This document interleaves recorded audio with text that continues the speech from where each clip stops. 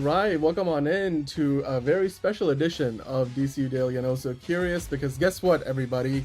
The hierarchy of power in Hollywood just changed. For better or for worse, we'll talk about it. Of course, the big news is that Paramount now has the winning bid for Warner Brothers Discovery as Netflix walks away from the deal, saying that it was too much, and they're not willing to spend the kind of money it would need to match the Paramount offer. So we'll talk about all of that. What does it mean? I mean, Paramount still has to get the regulatory approval and everything like that, but they're the winners of the bidding war.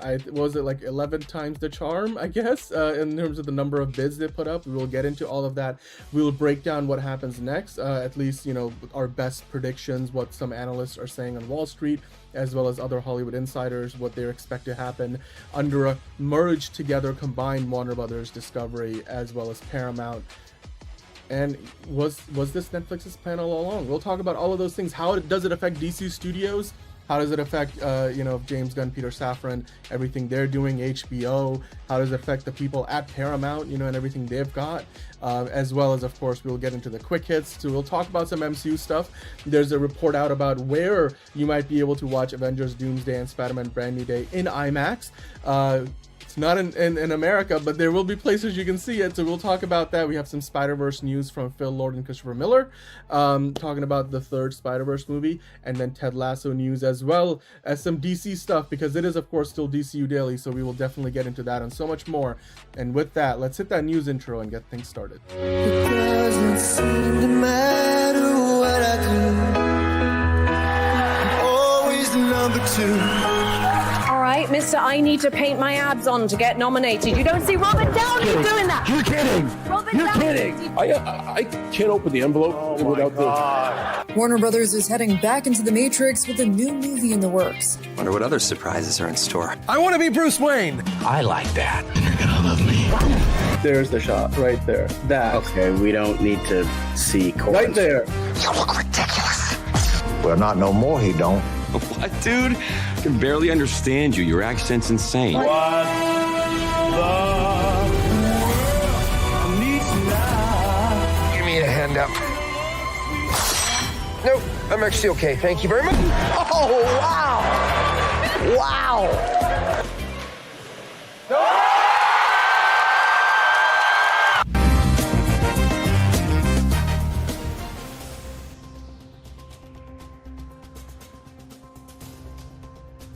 All right, okay. Well, it is breaking news. It's still breaking news, so we better talk about it, because it happened. Finally, the bidding war for Warner Brothers has now concluded, and we have a winner. Netflix, you would imagine, had the deal sealed for the longest time, and they had a contract in place to buy Warner Brothers, and they were going ahead with it. Ted Sarandos was even at the White House talking to the administration, not including the president, to try to get the deal, well, maybe check the temperature on where things stood, with, of course, the administration and what they would want to do. But after all of that, talking and lobbying and whatnot, ultimately it was the money, that did the talking, and it looks like Paramount is the one that, won out in the end. I mean, they're the ones who started this whole thing, and it looks like they have got the win. Now, as we get into all of this and so much more, I'm not the only one here today. We've got John back with us.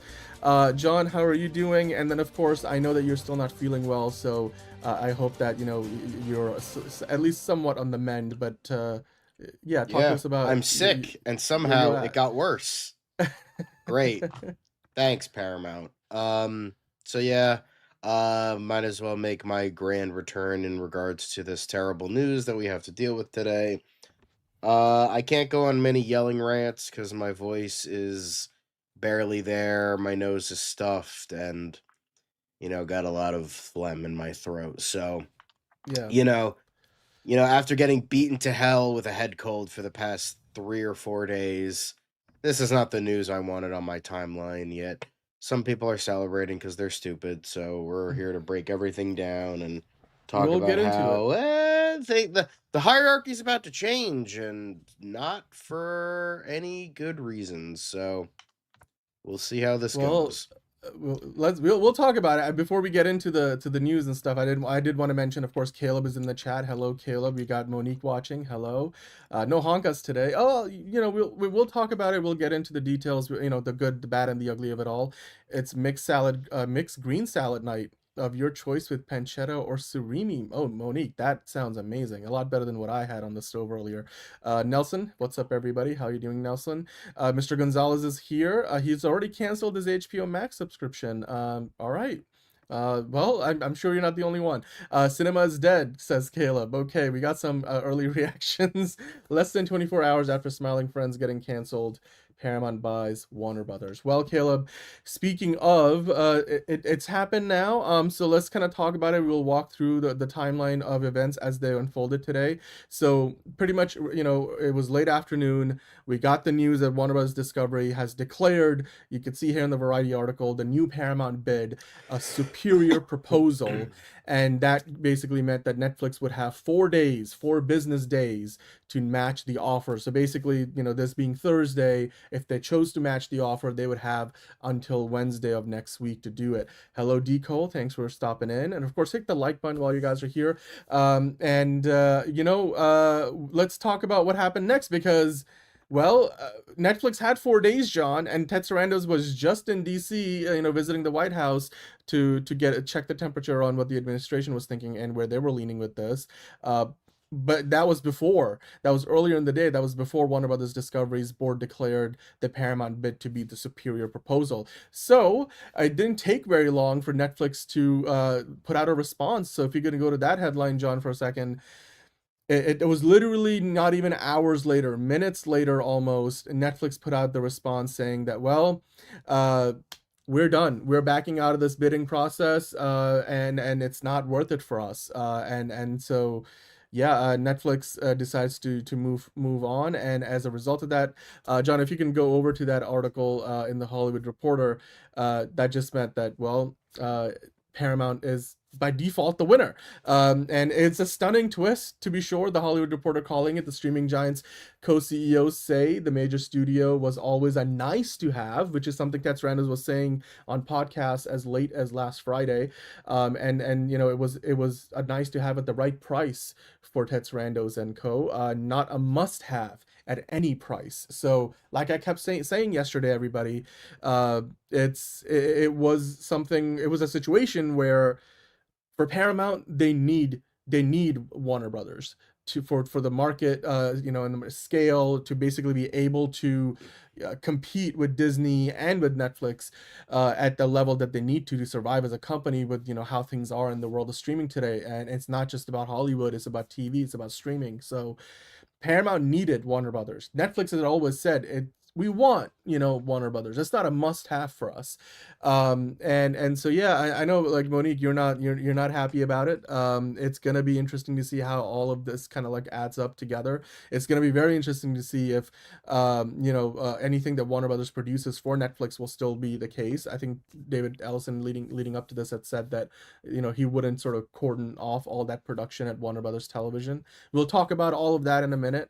Paramount was in a lot of debt, but when Skydance came in the picture, they removed a lot of it, and the Ellisons have a ton of money, which is partly how they got this done.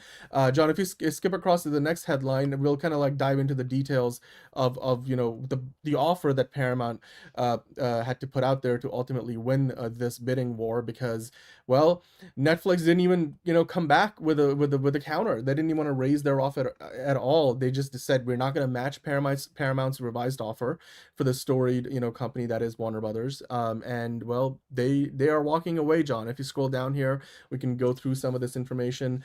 Kevin Davis in the chat saying, I feel bad for Warner Brothers employees, but not shocked or surprised for Trump to want to help this acquisition. Well, let's go back to the Hollywood Reporter article. I know this one is like behind a paywall, so we'll open it up later on. But yeah, as far as the deal itself goes, remember, if you weren't watching yesterday, or if you haven't been following the story, the deal Paramount currently has in place, the latest bid that they submitted after the 7-day negotiating window with Warner Brothers, which was with the consent of Netflix, it's priced at $31 a share with an extra 25 cents per share after September 30th, every quarter, every 3 months after September 30th of this year, that $31 a share would go up by 25 cents a share, depending on, if the deal does not close. Now, I would say the most likely Paramount will not be able to get this to close until early next year. So at the bare minimum, Warner Brothers is probably thinking they're going to get probably $31.50 per share, which is significantly more, than what Netflix had on offer. Of course, Netflix's offer was $27.75, all cash, same as Paramount, but that did not include the linear networks. Paramount wants the whole thing. They're gonna get the whole thing. Now, in their statement talking about walking away from the deal, Ted Sarandos from Netflix and Greg Peters, the co-CEOs, they released a joint statement, and what they said was the transaction we negotiated would have created shareholder value with a clear path to regulatory approval. However, we have always been disciplined, and at the price required to match Paramount Skydance's latest offer, the deal is no longer financially attractive, so we are declining to match the Paramount Skydance bid. Now, look, if you go forward, John, to the next article for a moment, earlier in the day, well, even yesterday, I think it was yesterday actually, Warner Brothers Discovery released their fourth quarter report. Paramount did theirs yesterday. I think it was actually earlier today, John. If you go to the next article here, that's where Warner Brothers Discovery was touting, their fourth quarter results, which weren't the best because Warner Brothers was losing money in the fourth quarter. A lot of which they said was because our TV revenue went down, mostly because they do not have the NBA rights anymore, so they had less advertising revenue than they had the year before. They also did not release any movie in the fourth quarter of last year. We talked about it last year, like Warner Brothers' last movie released in like September, October, or September, I think it was, one battle after another. They did not have any movies in October, November, December. And then of course, some of the money that went towards the negative, the loss number for Warner Brothers last year in the fourth quarter was because of the financing that they have been having to do as part of, the sale process, to restructure their debt. Now, that being said, they're saying we're still in great shape. There's a stunning film studio revival, which Warner Brothers is on a winning streak there. Warner Brothers Pictures, we have talked about that, including DC, and they've called this year, David Zaslav, a reset year for their gaming, as well as, of course, the plans to, what used to be the plan to spin off Discovery Global, which is not going to happen anymore because Paramount, of course, has won this. So, John, now before we get into what comes next, I want to get your reaction to this because we've talked about it at length for months now. Paramount wants to save $6 billion post-merger. They're going to have to do that somehow. That probably most likely going to include laying off a lot of people. There's now 2 movie studios that will combine into one, probably. I mean, I don't think the Warner Brothers name will die, neither the Paramount name. But much like 20th Century Studios is still part of Disney, I gotta imagine there's gonna do some kind of consolidation there. Like there's also the 2 studio backlots in California and LA. You got the Burbank lot for Warner Brothers. You got the Paramount lot. Do they really need 2 of them? Like that's going to be something like a lot of the studio space sound stages might get sold off. That's happened in the past with the MGM when they went through multiple, bankruptcies. There's also a lot of the TV stuff. Like there's multiple TV studios across both companies. And then of course the big one, you've got Paramount Plus and HBO Max. Like what happens? Do you combine them? Do you leave them to be 2 separate things? I mean, all around, we'll dive into it piece by piece. And hello, Movie Spud, who also wanted to see Netflix win. But John, your reaction to this, and I want to just hear from you. Like, just when you looked at the headline, what did you think about all of it? I just knew that it's the beginning of the end, in terms of a lot of things. I'm not gonna act like it's like, oh, yep, it's totally over. Like I know there's gonna be a couple things that's gonna go through the mills a little bit, but it's the end game is not gonna have Thanos losing. It's gonna have Thanos winning. I guess you could say, if we're making an Avengers joke there. It's just every bad aspect, every negative aspect Hey, Tony. that we've been talking about the last couple months is just because okay, like let's ignore the political side for a sec, because we try not to get into political stuff. I mean, we do, but like we try not to as much. Ignoring the political side, There's the idea of Enterprise. the historic side of things, where the studio backlots and the history of the Warner Brothers name, like at least with like if it was Netflix, it would be like Warner Brothers, a Netflix company, instead of just like it being Netflix.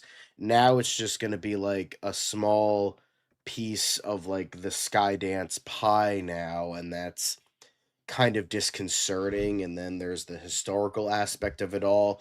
I mean, David Zaslav was already not very respectful of Warner Brothers history, and I can't imagine that David Ellison, who's another like whiny conservative rich boy, is also not going to be respectful in regards to film history at all either. So there's that. We're going to be losing names. We're going to be losing a lot more layoffs, because we were talking about this. I remember distinctly talking about this, how Netflix, there's less overlap because Netflix is purely a streaming service. And so with them getting a company like Warner Brothers, sure, maybe there were going to be some layoffs, but now that it's Skydance owning two entire studios, there's going to be way more layoffs. There's going to be way more overlap. So lots more people are going to be losing their jobs, and it's going to be like a record high in terms of this merger. It's like we knew it was going to be bad, but now it's like it feels like it's going to be way worse with people losing their jobs. I know a lot of people are upset about like the physical media stuff. I know, like, oh, Netflix would have stopped physical media with stuff this, but it's just like, yeah, but David Zaslav already gutted the whole like Warner Brothers archive when he came on, so it's like I can't imagine Paramount's gonna bring that back. Paramount has also not been making very good decisions in terms of their IPs for the last 6 months. The biggest one that is noteworthy is the fact that The Last Ronin. I know that may seem silly, but like that's just like a small bit. Like it's just like, okay, if they're already losing in terms of like, oh, this is, even though this is what fans have wanted to see, all this other stuff, I can't imagine, oh, you're already doing this with one IP. I can't imagine what you're going to be doing when you have all the IP that Warner Brothers has. The ginormous, huge, copious amounts of IP that you're going to have with now owning Warner Brothers, that's also not going to be great. And how they're going to handle that is, I feel like it's going to be like Warner Brothers being owned by AT&T again, where they're just making every wrong decision. While I'm not going to act like Zaslav is like the fucking second coming, he's not that, bright either in regards to seeing what the people want, but at least like he did have some wins here and there, like putting James Gunn and Peter Safran in charge of, and having DC Studios, and who knows where that's going to be with this merger.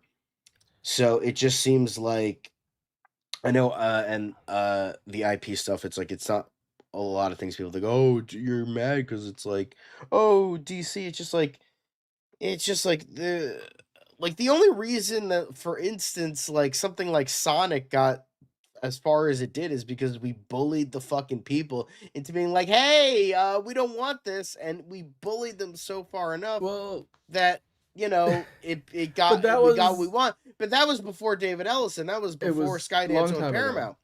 Right. So I can't imagine that, like, again, Paramount hasn't been owned by Skydance for very long, so maybe they'll right the ship, but I can't imagine, with the past 6 to 8 months I've been seeing of business decisions on Paramount's part, I can't imagine that'll be any better with having, Harry Potter, Game of Thrones, HBO, Lord of the Rings, all this other stuff that Warner Brothers owns. I can't imagine them doing that much better. It's probably not going to be all that great. So I don't think it's going to be like DOA. I think it's going to be more of a slow death of Warner Brothers, kind of like how it's been a slow death for 20th Century Fox. Although, I mean, I feel like it's they haven't. I mean, they've been doing well with some of their franchise. But I see what you mean. Kind of, sort of, not really. But there's one less like major studio in town. Again, There's another one less buyer, one less studio rather than still like, at least with Netflix, it still would have been like Warner Brothers just would have been a studio owned by someone else. Now it's just being absorbed like an entity like from somebody else. So it's just like, I don't know. I just can't see any positive aspects in regards to this. It's just like it's just at the end of the day, it's just the whiny rich boy had a big enough temper tantrum that he finally got what he wanted, and it's just like, I guess we should have seen that coming from a mile away, but I could have hoped. I did the fully hard thing and hoped when you can't hope anymore. Not in this day and age. Okay, well, on that, look, here's the thing. So, I think everything you're saying, that's as a reaction, I think a lot of people are in a similar frame of mind. Some people are looking at it in a more positive. Like, for example, James Cameron publicly, favored the Paramount deal. I mean, Mark Ruffalo was on the other side of that spectrum, and well, more so just asking questions than sitting a position. Hello, Hunter Iggy. Okay, but like before we move forward, I just want to dispel any like rumors or because there are certain narratives out there that I'd like to kind of like get out of the way first, right? By the way, it is kind of funny, like both Paramount and Warner Brothers famously, like iconography wise, have those like water towers on their backlots. They're not the only ones, but like it's, like you see a lot of that imagery, and now they're going to be the same company anyway. I talked about it the other day.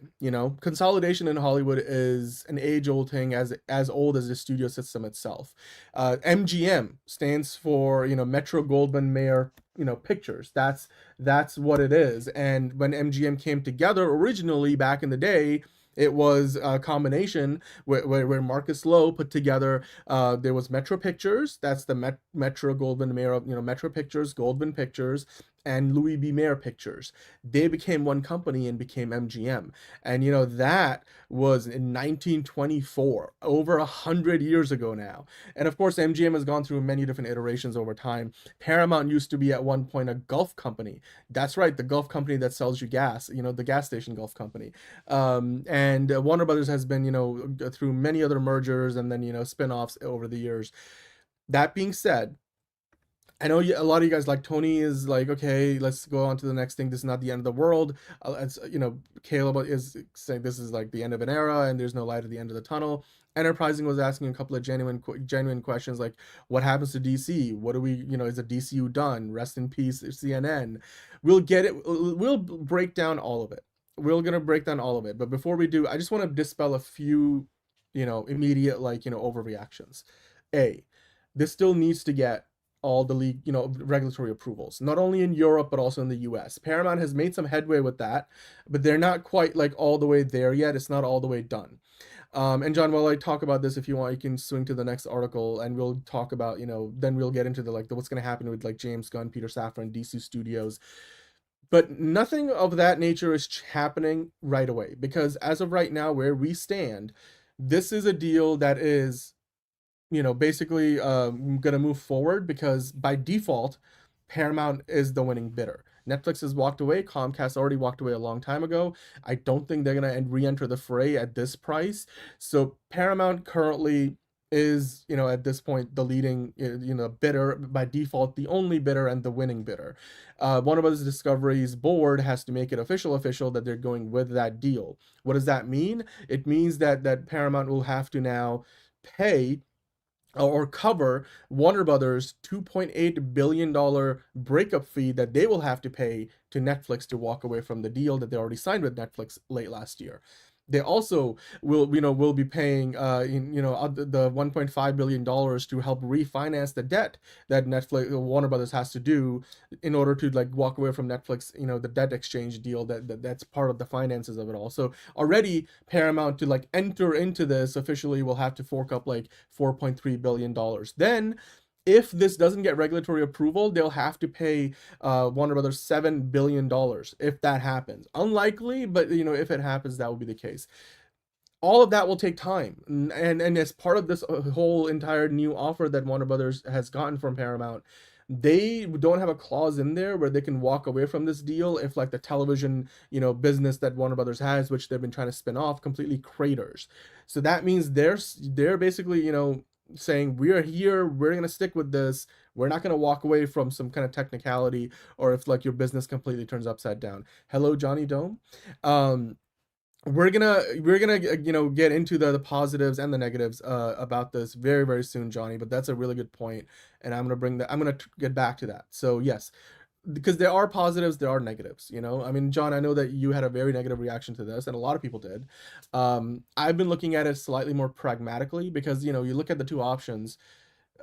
Paramount was never quite done. They just found themselves on the outside looking in. In fact, I feel like Warner Brothers were like, we need to force Netflix, Paramount's hand in hindsight by making, that deal happen with Netflix, and then see what Paramount has to offer. And Netflix ultimately was like, show us the money, show me the money. Ted Sarandos literally said, if they got a better deal, then make that offer. Like, he was on a podcast last week talking about it. And well, it turns out Netflix was basically saying like, this is it. That was our ceiling. We're not going to go any higher than where they were. So all of that said, nothing changes with Warner Brothers Discovery as of right now until this deal is done. So if you're months away from anything happening, so immediately what that means is Man of Tomorrow is going to continue on as it's going right now, with pre-production, going into production soon. The Batman Part 2 will continue on as it is right now, going into production in a couple of months. So everything with Warner Brothers, their Oscar campaign for Sinners and One Battle After Another, that continues.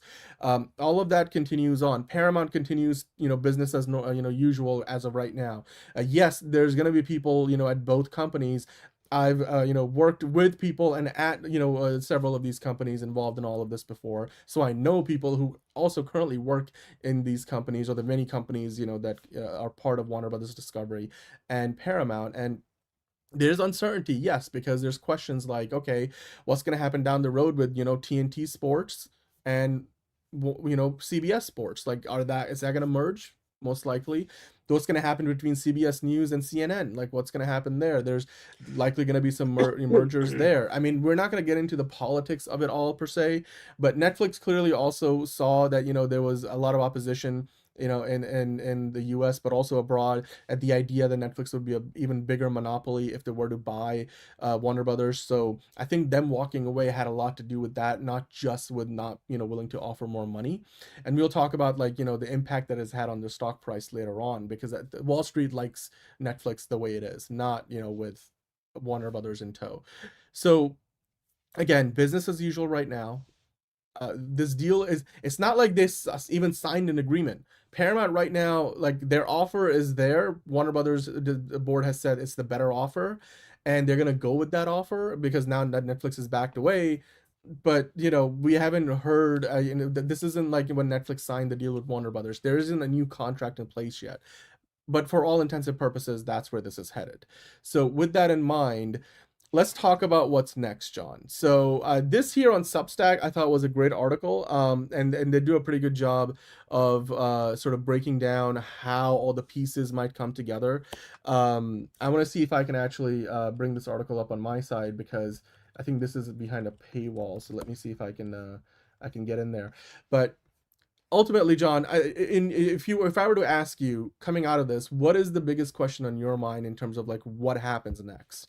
Like, what are you wondering the most about? Like the people or the stories? Because I know a lot of you guys in the chat, like, for example, I know you're probably wondering what's going to happen with DC, but like, what's the biggest question on your mind, John, like about what happens with a new Paramount Warner Brothers Discovery? I can imagine that that there's going to be some, what's the word for consolidation? Is that the word I'm thinking of? Mm-hmm.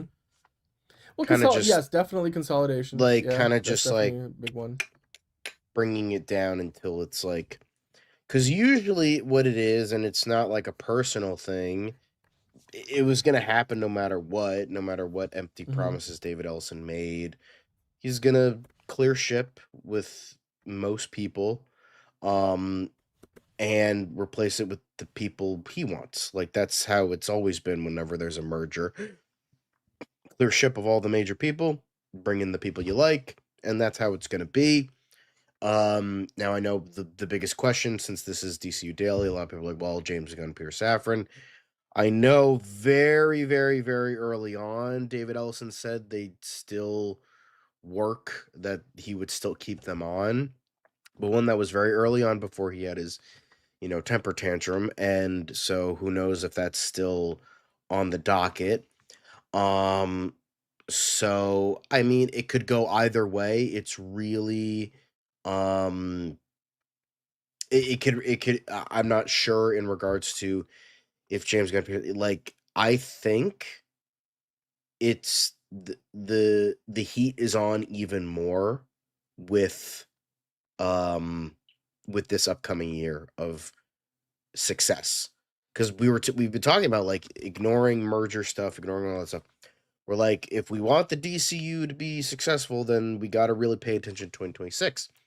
It's like, okay, now the heat is on even more on if, okay, well, we'll see if James Gunn and Peter Safran can keep their jobs, because their contract is up in early 2027.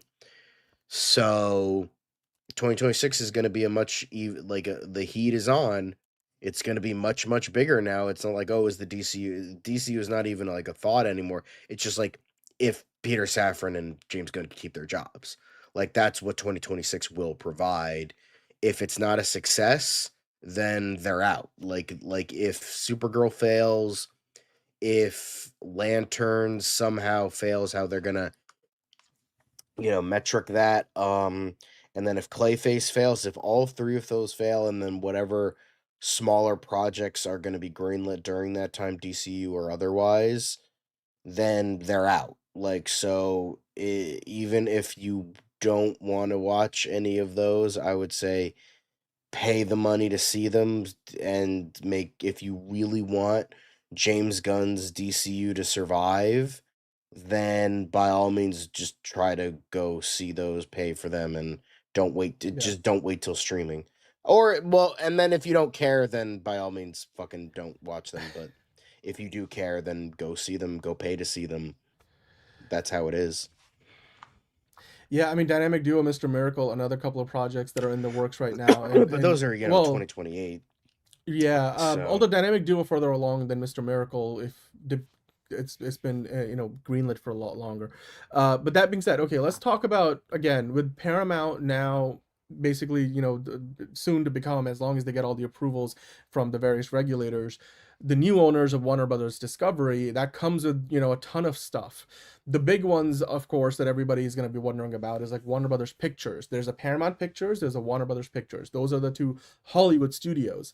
Then on the TV side of things, of course, you have there's Paramount TV Studios, there's CBS Studios. Those are the two TV studios that they have over at Paramount, Skydance. And then with Warner Brothers Discovery, they've got Warner Brothers Television Group, which is a television group, includes a number of other subsidiary brands, but ultimately it's like one big television studio. They make stuff for not only HBO Max, but a lot of other places like Netflix. So does Paramount Skydance. They still make stuff for like other streaming services. For example, Ted Lasso is produced by Warner Brothers Television, and there's a number of shows that Warner Brothers does for Netflix as well. And same with Skydance. Paramount Skydance made that movie, The Gorge, that was that I think was a Skydance movie, which now is part of Paramount. That was on Apple TV. There's a number of other things I'm sure you guys see. I think Reacher might also be Skydance production, if I'm thinking correctly. New Line Cinema is, of course, part of one of the studios at Warner Brothers Pictures Group. That's the sister studio to Warner Brothers Pictures, mostly focusing on smaller, more horror genre movies. So that's another one to think about. You got DC Studios as well. Now, this article here in the Ankler is part of Substack, so it's behind a paywall. So, but if you have Substack, go look for this. They do a pretty good job of giving us an idea of where everything might stand, because if you scroll down a little bit, John, there's two different streaming platforms. There's Paramount Plus and HBO. Like, how is all that gonna work? Or actually, you know what? I'm scrolling down on this. Never mind, John. I was gonna say, like, hang on. I know it wasn't moving. It's okay. I forgot that I was sharing my screen. So There's basically, you got 3 TV studios, so you got 3 TV studio chiefs. You've got the 4 film studios chiefs, which includes Warner Brothers Pictures, and then you got Paramount Pictures. Then of course you've got the streaming services, Casey Bloys HBO. Then you got I think Dana Walden. I think on the I might be mispronouncing her name on the Paramount side. Then you have 9 different CEO titles and then 12 different chair titles. That's a lot of things. Now in this column, they do a pretty good job of breaking everything down. I want to point out a couple of things straight away. Most likely, based on this article and the number of other insiders that I've read, and what they're saying about this deal, the good news is for HBO, they're likely going to be left as is. Like HBO will need to be left alone, as they say in this article, because Casey Bloys and what they do at HBO, when they did all the reorganization under Warner Brothers Discovery with David Zaslav and co, they kept Casey Bloys in his position. They kept his team there. They did a lot of reorganization, and we've talked about it in the last few years, but HBO works. And you don't want to tip that in the wrong direction. It's a perfectly balanced situation.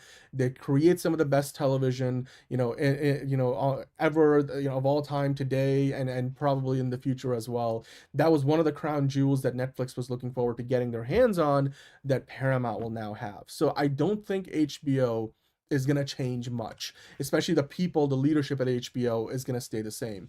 Whether HBO Max as a streaming service exists by itself or not, that's more of a question. So likely, even if they are going to stay 2 separate streaming services, what's most likely going to happen is like the tech stack and all the behind the scenes stuff likely will combine into one big group, and then kind of like what Disney had been doing for a while with Disney Plus and Hulu, that's most likely what's going to happen. And then eventually, I want to say probably 10 years down the road, HBO and Paramount will probably end up being one thing, but for the foreseeable future, I doubt that they're going to want to combine it all together.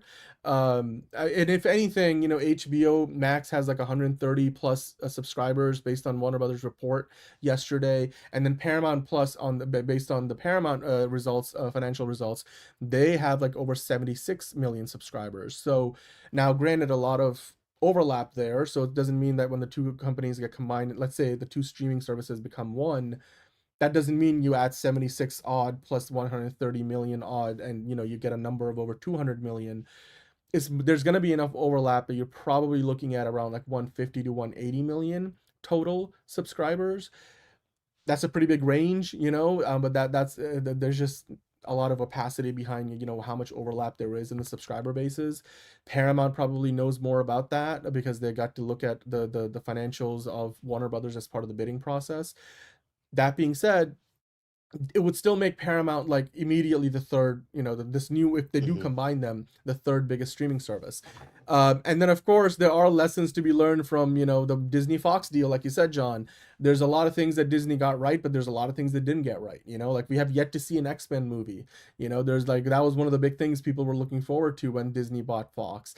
A lot of the franchises that Fox had, like, I mean, outside of Avatar, and then some of what they've done with the Predator franchise, and maybe a little bit of the Alien stuff. Like there's a lot of other IP that Disney hasn't really been able to mine in the way that people would have liked.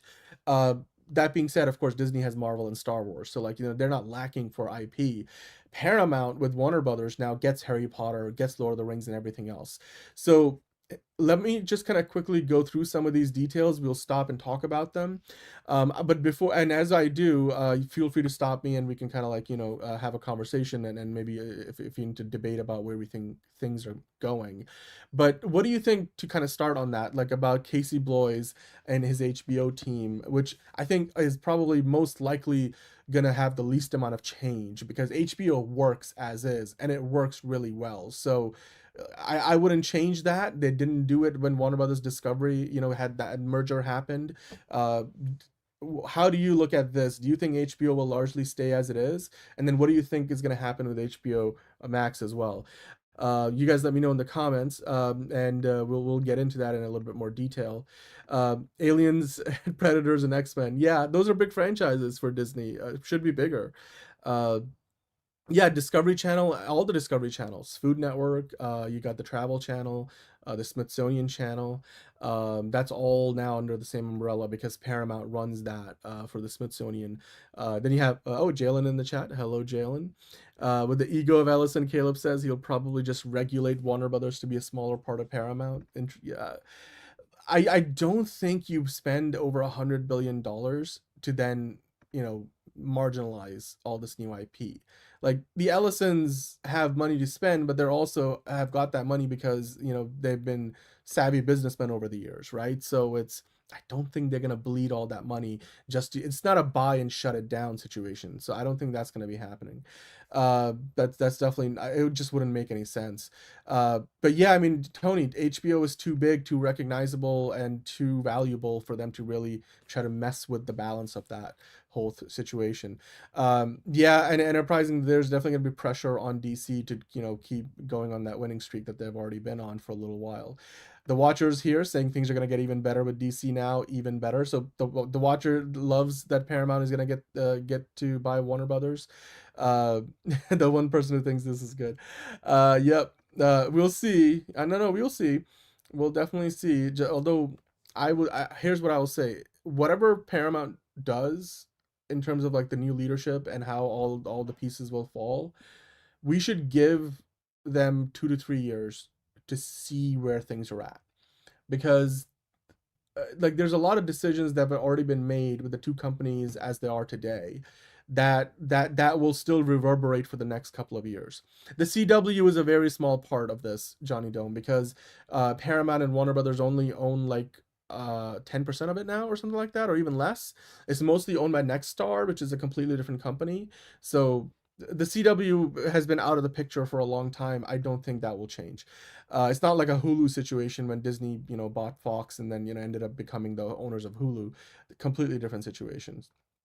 Jordco is here. Hello, our newest subscriber, saying, peak. I fell out of my chair when I saw this. I really hate Netflix, and they were going to ruin Warner Brothers. Paramount means there's a chance for the Snyderverse to return. We will get into that as well. We haven't gotten to the DC talk just yet, but we will definitely talk about it and see what the odds might be.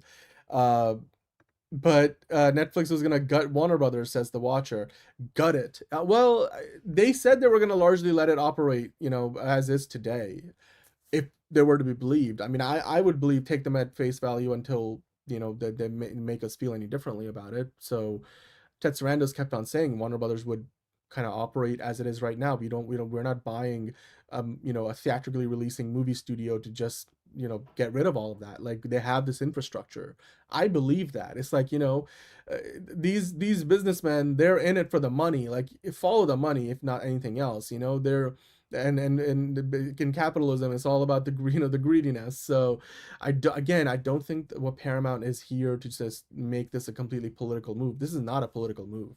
The Ellisons, may support the current administration, but like, for example, David Ellison donated to the Joe Biden campaign in one of the previous elections. And while his father might be a big supporter of the Trump administration, I don't think ultimately, in a couple of years' time, they'll be looking at it and being like, we're going to, stick with doing things to appease the administration that's in the White House.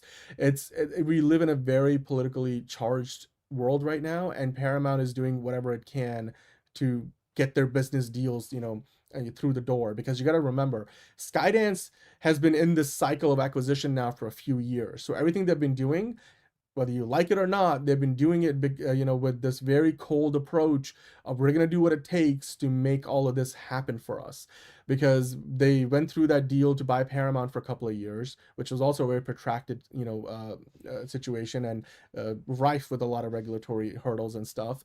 And now they've been, in this Warner Brothers situation for a long time too. So Skydance, I think they're, cold and calculated, and that's been their process this whole time. But I mean, Eugene, I share your concerns about like what's going to happen with CNN. That's definitely a big one for me. There is a chance they might spin it off. Maybe they won't. We'll see. But yeah, Star Trek merging with Babylon, probably not going to happen. But maybe this means Babylon actually ends up on our screens again for once, because Star Trek has got a few shows running. I have no idea where Babylon is right now. So, but okay, so. Here's the thing. HBO is going to be largely safe, right? But on the Paramount side, Paramount Plus, Cindy Holland has been basically the architect of the streaming service at the current version of Paramount Plus. She's helping to kind of build it, and she's got the vision for the future of Paramount Plus. She actually used to be at Netflix for a long time, so there's a lot. Again, you're gonna see a lot of this. There's a lot of people at Paramount right now who used to work at Netflix. Who, a lot of people at Warner Brothers who used to work at Netflix and stuff. They bounce around, and so they've got somebody who was there. Like Cindy Holland helped build Netflix's TV a side of things early on. She was there for the House of Cards franchise and stuff. So she's been a part of that whole process. And since she has gone over to Paramount Plus, like they've won some very, very exciting bidding wars, beating out like all the big players in the industry for things like the Nicole Kidman and Elle Fanning A24 legal series, that's called Discretion. There's also the Anne Hathaway show we talked about recently, Fear Not, that they just bought for Paramount Plus. So they're throwing money around. But when you look at the structure at Paramount, they've got like these 10 senior executives who basically not vote, but they report to David Ellison directly. You've got Dana Goldberg, who's the co-chair of Paramount Pictures, and then she also is the chair of Paramount Television. You've got George Cheeks, who basically is the TV media chair, so he oversees all of TV, including news and sports. And he's been there since before Skydance, entered the frame last year. Then you've got Josh Greenstein, who's the co-chair of Paramount Pictures with Dana Goldberg, who used to be at NBC, by the way. And so you've got Josh Greenstein and Dana Goldberg. Think of them as the closest equivalents of Pam Abdy and Mike DeLuca over at Warner Brothers Pictures. So that's kind of the equivalency there.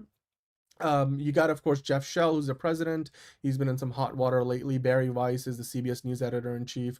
Probably the least qualified person in this whole thing, honestly. All of these people report directly to David Ellison. Now that David Ellison is going to be presumably the new chairman of the entirety of Warner Brothers Discovery, dash Paramount, dash Skydance, or whatever the name is going to be, well, things might have to change a little bit. Like those 10 people, are they going to hold the same jobs? That's the question. Matt Thunnell, by the way, is the one who signed the Duffer Brothers originally for the Stranger Things show at Netflix. And now he, on the right here, he is, at Paramount. He's still got some stuff going on elsewhere. He's a producer, but he's largely at Paramount. And, they just signed the Duffer Brothers, even though they still have a few things over at Netflix. So there's that as well. Channing Dungey, is a big one. She oversees a lot of the Warner Brothers television stuff. She's right there in the middle. You got the cast of The Pit there.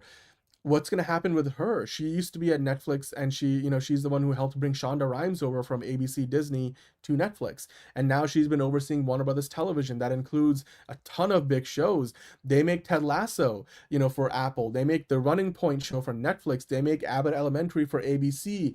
Georgie and Mandy's First Marriage, the whole Big Bang Theory universe that they work on for CBS. That's all now under the same house, right? Like that's all going to be in the same company now. They make Brilliant Minds for NBC, which I don't think is going to be going on for much longer, but they also make Memory of a Killer for Fox.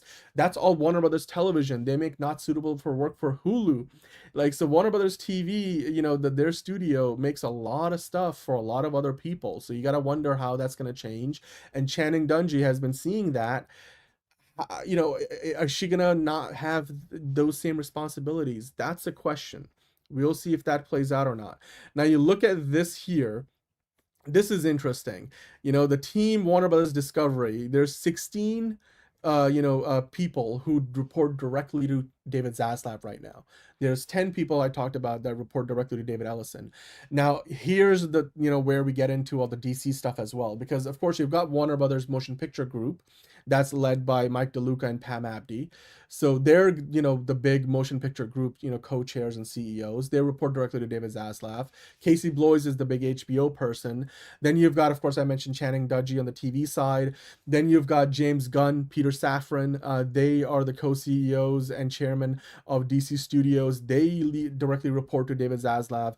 JB Peretti is the CEO and president of Warner Brothers, games and global streaming. So that includes HBO Max. He reports directly to David Zaslav. I mean, there's going to be a big question of whether David Zaslav is going to stick around at HBO or not HBO, but like at Warner Brothers. Like, is he gonna end up with a golden parachute and just walk away? That's a question we don't really have an answer to. We know that at one point David Ellison had offered Zaslav a role to stick around as a potential CEO, sort of like a chairman sort of a role with the new board of the Paramount Warner Brothers combined company. But is that still true? We don't really know. There's been a lot of back and forth. Maybe some, some egos were bruised along this whole process. But maybe the Ellisons will still offer David Zaslav that job. But the question becomes this. You guys have been wondering what's going to happen with DC, right? So you got James Gunn here, you have Peter Safran. The big thing that they have changed under David Zaslav changed from the previous Warner Brothers regime when Zack Snyder was there. So keep this in mind. This is significant. The big change was, but hello, by the way, to Claudio. Paramount is Zeos. Okay, so thank you for tuning in, by the way. But the big thing that changed under David Zaslav at Warner Brothers is DC was no longer just part of the Warner Brothers Pictures group. It became its own studio, like Marvel. Marvel Studios has Kevin Feige at the helm, right? And what happens, the way it's organized at Disney, Marvel Studios is largely, able to do what they want to do. But they sit under the Walt Disney Motion Pictures Group that's led by Alan Bergman. So technically, Kevin Feige reports to Alan Bergman, but he also has a direct line, almost direct line to, Bob Iger and now Joshua D'Amore, who's the new CEO of Disney. And that gives Kevin Feige the ability to go directly to the big man or woman in charge of all of Disney for any big decisions. And that has given Marvel the ability to move, very effectively, very efficiently, and that's why they're like the crown jewel in all of Disney. Now with DC Studios, David Zaslav did the same thing. He was like, okay, we're gonna separate you guys out from Warner Brothers Pictures, and we're gonna let you be your own thing. DC Studios, James Gunn, Peter Safran, you report directly to me, said David Zaslav. And that's allowed DC Studios to largely operate independently like Casey Bloys and HBO do. So the question would become, under this new Paramount ownership, under the Paramount Skydance ownership, John, I'm curious where you think this would go, because the question is, will DC Studios get to keep that direct line to the CEO, which we presume would be David Ellison at this point, or maybe the co-CEOs if they do still give David Zaslav the role they had offered him at one point? Or do you think that they will end up merging DC Studios under the big motion picture group that would include potentially Warner Brothers Pictures, New Line Cinema, Paramount Pictures, as well as, the new label that Warner Brothers had just created with the A24 guys that came over, and DC Studios, which would mean there would then be like a couple of layers of leadership between DC Studios, James Gunn and Peter Safran, and whoever the CEO or co-CEOs of the company are. Like, which way do you think it will go? Because again, Kevin Feige has a direct line to the Disney CEO, even though he technically sits under the motion picture group over at Disney. And that's allowed Marvel to really function almost independently. Do you think DC will continue to enjoy that independence like they currently do under David Zaslav? Hello, Ron. I think it's like a case of if they're successful, kind of like what I was saying before. I mean, once the ink is dry, the T's are crossed and the I's are dotted. Oh, what would be the minimum? What would be, like 2028 maybe? Like, well, I think this deal will probably close by next year. But then, like 2027, 2028. Yeah. So like, hello, Eric. Probably, let's say latter half of next year. You're already gonna have a whole bunch of movies under their belt. It's, by that point you're probably gonna have the 2 movies coming out this year, the show, any other shows that are coming back for season 2s, all this other stuff. So it's entirely possible that, it's that they can work as a separate entity if it's successful, because at the end of the day, David Ellison, the reason he got to be a fucking near trillionaire at this point is not just because of daddy's money, but because of, a little bit of his own money. And he's still a businessman at heart, and he did say, like, if this shit's successful, if he sees the success, then he'll be like, okay, we'll keep it going. And then if not, if like 2026 is a bad year for DC, if it's If they don't make money, if they don't make those high brows of like what they want to see, then they'll just go the way of the dinosaurs, and we'll be getting another fucking reboot like we always do. So, you know. Yeah, look, here's where I stand on this. This is my opinion based on all the research I've done, everything I've read so far. I think DC Studios, like you said, largely their future depends on a couple of things.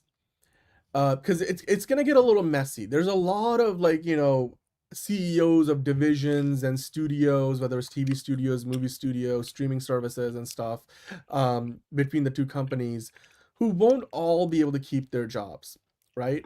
Because, or at least not in the way that they have now.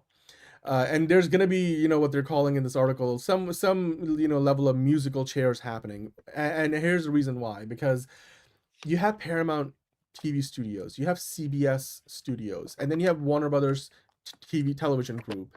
Those are three big entities that you don't really need all three of them. Because so far under Paramount Skydance, Paramount TV Studios is largely just designed to be a pipeline for Paramount Plus. CBS Studios is only making stuff for the CBS network. And then with Warner Brothers television group, they're making stuff for everybody, including the Warner Brothers TV networks, including HBO and HBO Max and stuff. And HBO, of course, largely makes their own stuff, shows, but Warner Brothers Television Group makes stuff for the streaming service HBO Max, which I don't know again how all that's going to be differentiated. HBO Max, I think, has a superior tech stack. Their UI and everything is more advanced. So I will probably say if they do decide to combine the two streaming services, it's probably going to look more like HBO Max does today than Paramount. I've seen it, behind the scenes as well. There's a lot of stuff on Paramount Plus that doesn't work very well. There's more glitches, and then David Ellison's been pretty frank about this from the moment he walked in the door last year as the new CEO of Paramount. He was like, we need to be more tech forward, and Warner Brothers has a better streaming service, like not just the content but the way it technically works on the back end. So yeah, I do think that will that will probably change. My guess would be that between Mike DeLuca, Pam Abdi at Warner Brothers Pictures Group, and Dana Goldberg and Josh Greenstein at Paramount Pictures Group, somebody is gonna need to give way. Like Mike DeLuca and Pam Abdi just got a contract renewal, but they can be bought out. Or if they choose to stay, like they might not be the leads of an entire pictures group, whatever the combined one between Paramount and Warner Brothers is going to be. They're likely just going to be the co-CEOs of Warner Brothers Pictures. And that might sit, they might be like, there's a big motion pictures group, and then under that you have Paramount and Warner Brothers. So, and I worry that, with DC, James Gunn and Peter Safran, who currently report directly to David Zaslav, they're most likely gonna end up in a situation where they don't have that direct line anymore. Because while David Zaslav clearly made it a big priority that DC needs to be, that big crown jewel, and the way to do it is to give them that autonomy, there's not been much that David Ellison has said to suggest he thinks the same way. So this is where I would hope that David Zaslav sticks around in some capacity with the new company. Because if he does, then that makes it more likely that Peter Safran and James Gunn will end up, with that level of autonomy they currently have under David Zaslav leadership, because he will go to bat for them. So this is where I will look at if David Zaslav is all of a sudden walking away with like a big golden parachute or something, and he's not going to be involved in the future of the Paramount Warner Brothers, combined company. I think that would be where I will start to worry a little bit about, Warner Brothers, or actually, DC Studios and their future and the current direction, because then it becomes, a much more complicated, and there'll be more layers of, leadership in between them and the CEO. So all of that said, there's the question about CNN, the independence of CNN and CBS News. Without getting into the politics of it, there will be changes. CNN is a very valuable brand. So is CBS News. They have a lot of history. So we'll see where that goes. But Mr. Coffee, I don't think the movie industry is dead. I think this, by the way, has been sort of inevitable for a long time, because with the streaming sort of wars that have been happening for a number of years, John, it's pretty obvious. You can't keep having like 8 or 9 different streaming services, all at the same time. And the biggest reason why Paramount has now, won this bidding war, why they started it in the first place, is because they want the IP that Warner Brothers has. They want the streaming service subscribers. That's the biggest thing. They're getting everything else with it. They're getting the TV networks and everything and sports and stuff. And I'm not going to get into the politics of it at all, Ron, but the biggest thing that David Ellison is buying Warner Brothers for is the IP. Harry Potter, DC, Lord of the Rings, Cartoon Network, all of those things, HBO, everything that Paramount does not have. We've talked about Warner Brothers has the second best set of IP in the business outside of Disney.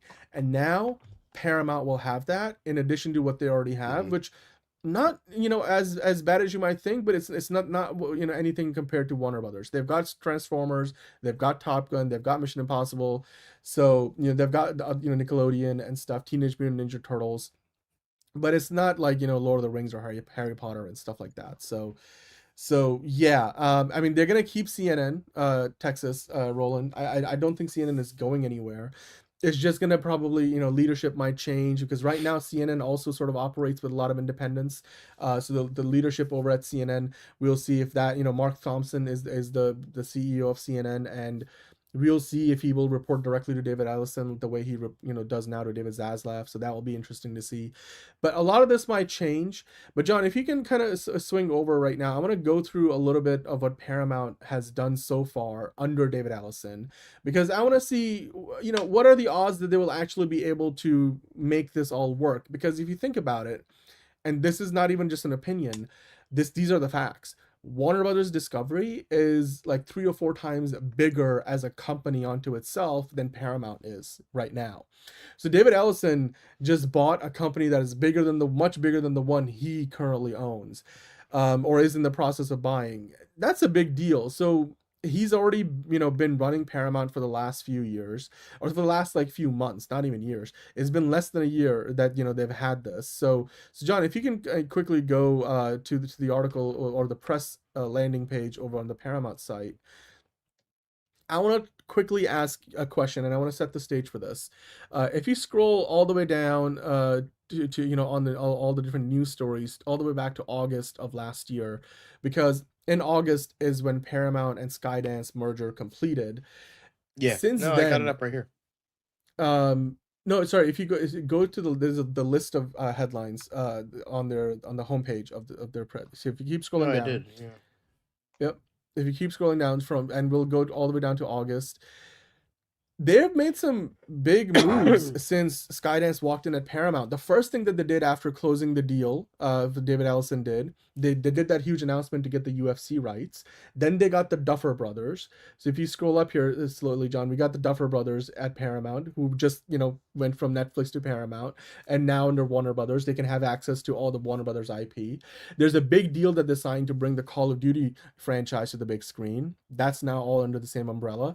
John, Legendary Entertainment, the ones that released the Godzilla Kong movies, the Monsterverse at Warner Brothers, they have a deal starting with Street Fighter to distribute all the movies that they're making through Paramount. But now Dune, which was at Warner Brothers, Dune of the franchise, anything on HBO with Dune, anything on the big screen, anything, Monsterverse, all of that is now going to be under the same umbrella.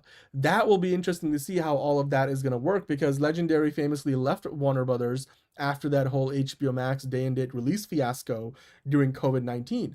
And they went and had a deal with Universal, and now they've got a deal with Paramount. But now that Paramount owns Warner Brothers, everything Legendary is going to be under the same, umbrella again. So there's that too.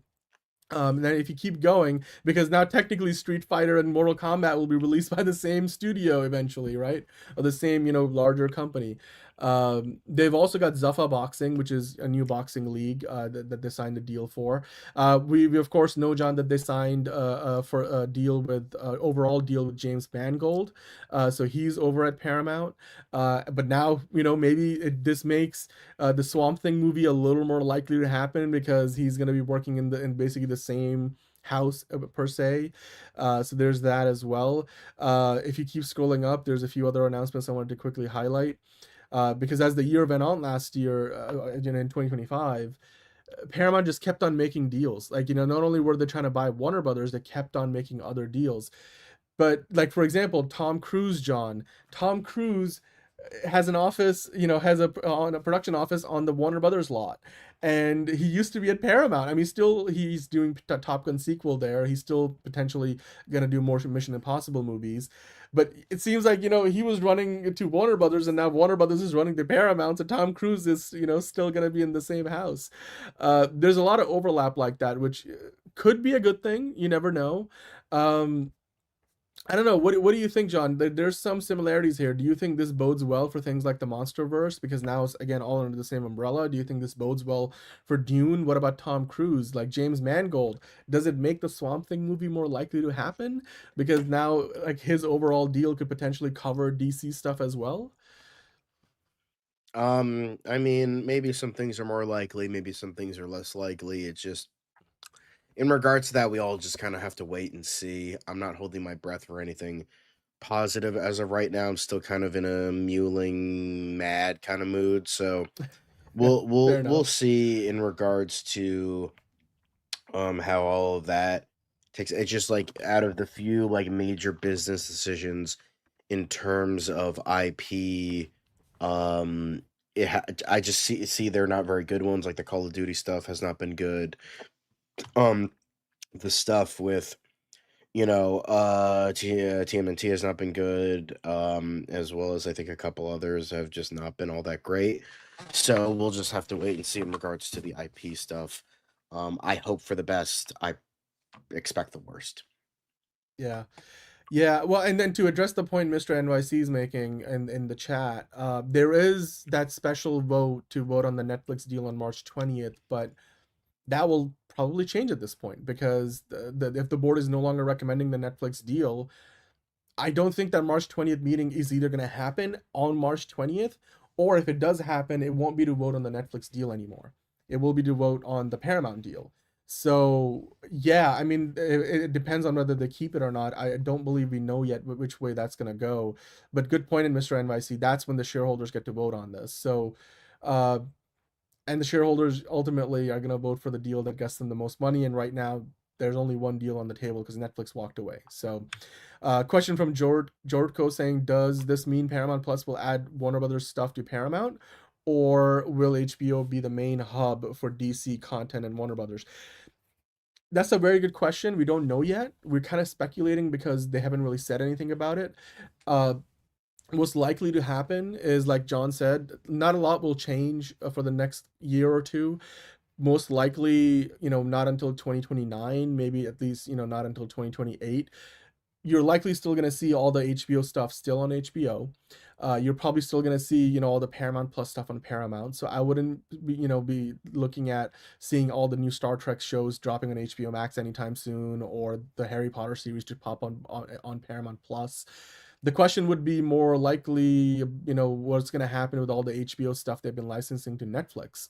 Like the Game of Thrones and a bunch of other, like Westworld and stuff, like is available to watch on Netflix and other streaming services. So those deals, I mean, what's in place right now will likely at least go, stay in place until it expires. And then if they change down, direction afterwards, that will be interesting, but it's too early to tell.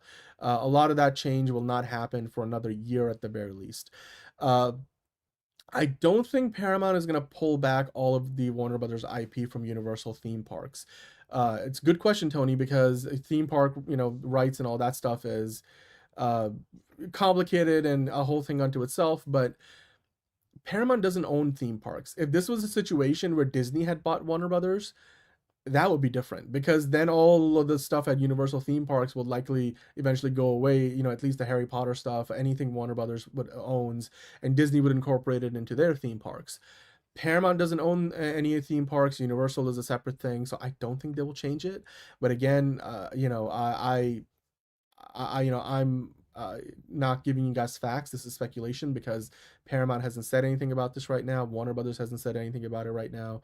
The whole Six Flags rights situation, that as of right now is still in place, but could it change? Yes. The deal is expiring, so they were going to move all that stuff to, all the Batman, Superman rights to Universal. that may or may not change. Again, it's too early to tell. We'll see which direction Paramount wants to go. David Fernandez saying massive jobs lost. Sad day. Yeah. Well, here's the thing. That hasn't happened yet, right? So, David, like, and to anybody who's wondering, I mean, I personally know people who work on both sides, like for Warner Brothers and Paramount, and all of the many companies that make up those two conglomerates. And I will tell you this, that's always something people worry about, losing jobs when you have a merger and acquisition deal happening. I've been laid off in the past in similar situations, and it's always rough because sometimes a new leadership comes in, they go in a different direction, and your job just simply gets eliminated, or there's just redundancies, so like it's or for example, they just need a smaller team. Like there's just many reasons. But given that this deal isn't official yet, this has still got to be approved by all the regulators. This hasn't closed yet, and it will probably take a year for that to happen. Hopefully a lot of people who feel like their jobs might be in trouble can now have the lead time to next opportunity, and hopefully their current employers will help them with that too. Brogu is here. Hello, Brogu. He's saying that he knew all along that Netflix was going to walk away. Yeah.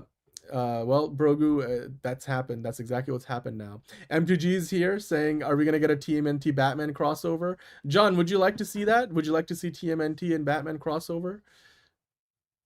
Oh, you're muted there. Couldn't really care less. Well, there you go. Johnny Dome saying, CBS did the original Superman cartoon is public domain, but I bet they have the original animation. Yeah. I mean, there's if you go back far enough in history, there's been a lot of overlap between, CBS used to be its own thing, Paramount was its own thing, Warner Brothers was its own thing, Turner, Television was its own thing. But they had a lot of overlaps, and now, I mean, there's some, stuff there, some cool back and forth stuff that we're going to be getting, like Tom Cruise has worked with both Paramount and Warner Brothers, and now it's going to be one company. So yeah, there's a lot of changes coming. Hollywood is never going to be the same again. The hierarchy of power in Hollywood just changed, and a lot more than when Netflix was buying Warner Brothers. Even though that would have been a big change, this is an even bigger change, because now you got two legacy studios combining into one, very close to what, similar to what happened when Disney bought Fox, and for a lot of creatives, a lot of storytellers, there's one less buyer on the market. There's one less place you can go and, shop your stories that you want to tell. David Ellison has said that they're going to commit to releasing 30 movies, per studio or overall. And that's a lot of movies. That's a big goal for them to meet. So far with Paramount, they haven't been able to really meet that goal for this year. They're trying to release 15 movies. I think they've only got like a dozen, if not less, on the calendar. So it's a process, though. They've only had Paramount for less than a year. And now they're going to be adding Warner Brothers to that. So David Ellison's got a job on his hands, but he's got some of the best, most experienced people in the industry on his team already. And now he's getting the leadership from Warner Brothers, which I would imagine would hopefully help, and they'll keep the right people in charge. Steven, hello, how are you doing? John is still a little bit under the weather. John, I'll let you speak to that. Steven asking if you're feeling well. Yeah, I'm doing okay. I'm I got out of the bad heat of it all, but I'm still have the after effects, which are just now more annoying than anything. So, yeah. Dude, I had the flu a couple of years ago. Totally wrecked me for a week. So, I hope you keep feeling better. MTG, I don't think James Gunn is gonna leave. I know that's your opinion, and that's completely okay.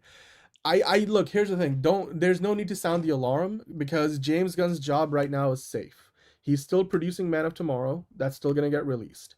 He's still working on every other DC project with Peter Safran. Both of their jobs are safe. Again, this isn't something that's happening tomorrow. As soon, this is still a process. Paramount and Warner Brothers haven't even signed an official deal yet. So, and then it wouldn't even, be done if that were the case, tomorrow. They still need to get all the legal approvals, all the financial approvals, all the regulatory approvals, and then you'll see where things go. Mr. Coffee, Pam Abdi, and Mike DeLuca, I would be worried if the two of them, do end up leaving. They have a contract that runs for a few years that just got renewed recently. I don't think they're going to end up leaving. I just think their roles will change. And while they directly report to David Zaslav right now, whoever is the new CEO of the combined company, I don't know if they're going to end up reporting to them directly. So I would be worried about, what their roles are moving forward, but it's unlikely that they'll leave, because David Ellison knows Pam Abdi and Mike DeLuca are a big part of why Warner Brothers Pictures has been on a winning streak for the last year. If it's why, fix something that ain't broken, and that's the kind of thing where I hope David Ellison has good enough business sense to keep some of those people who have led the way at Warner Brothers for the past, year or 2 years, and keep them in charge. So I don't think that's going to change all that much. Tony saying AEW can stay. Yeah, LOL. I mean, I'm sure they will stay. They're like the biggest competition to the WWE, and even though Paramount has a deal with UFC, I don't think like TKO is petty enough to be like, you can't have AEW anymore. As long as they're making money for the company.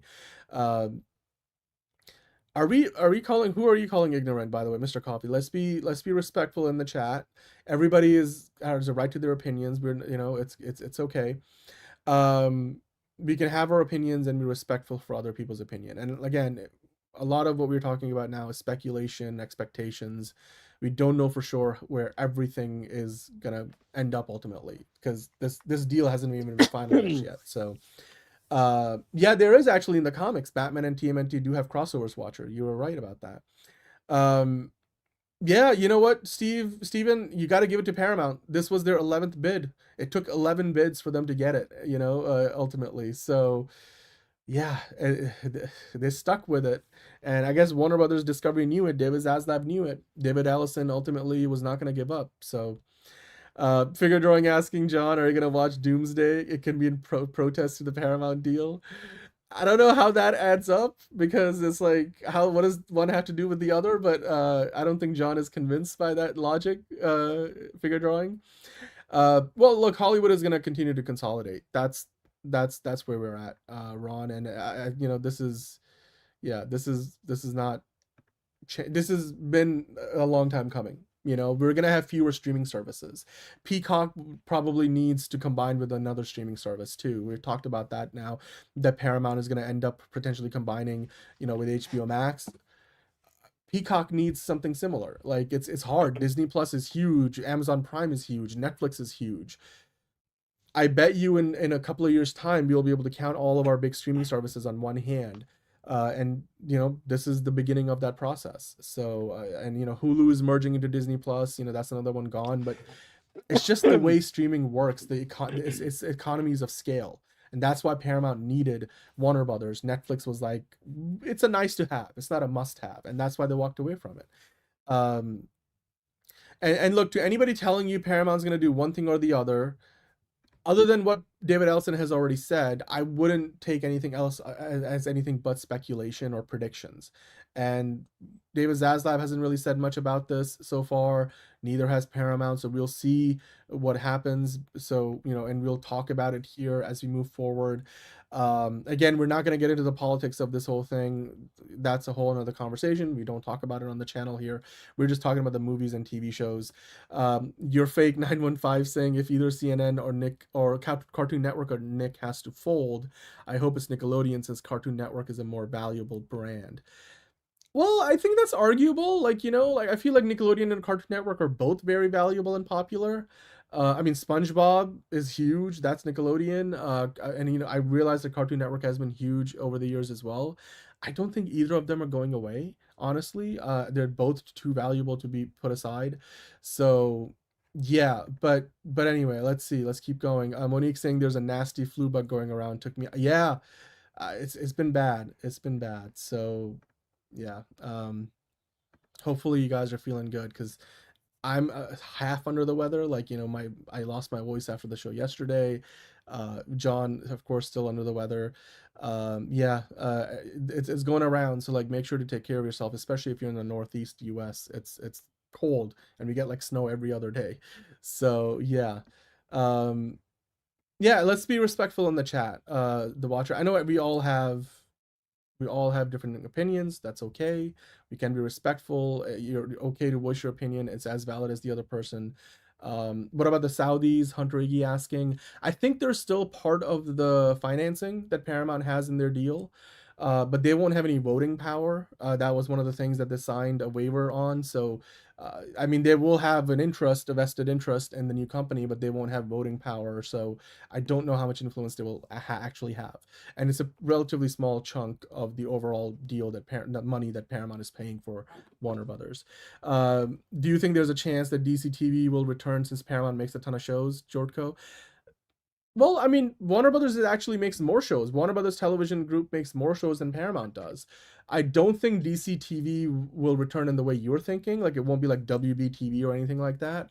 I think most DC programming in terms of TV shows will still end up being like streaming shows.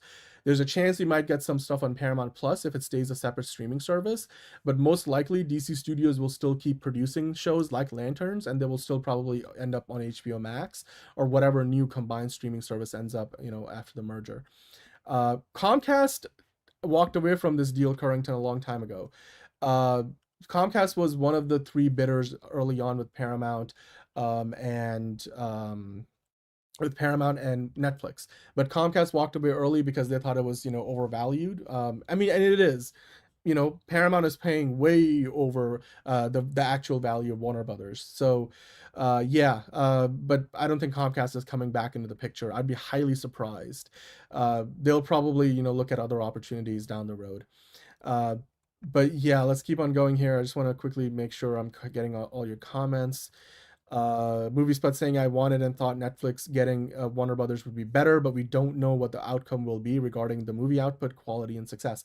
Yeah, that's a big question mark. With Netflix, it would have been a question mark. With Paramount, it's still a question mark.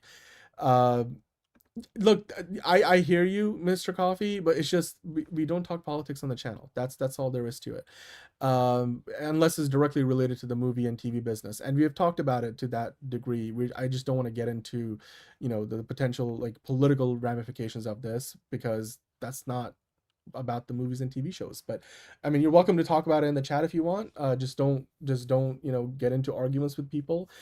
We don't want to get into that stuff. And yeah, we're just gonna keep rolling here. I don't think Filmologia that Apple would be entering any of this, because Apple doesn't do this kind of acquisition stuff.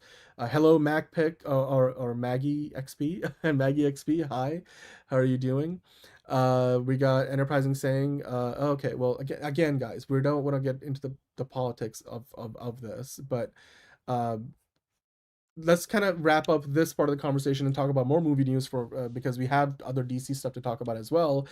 John, if you scroll down to the bottom of this article, I just wanted to quickly mention Netflix's stock had dropped by double-digit percentage points since they had gone into this whole process.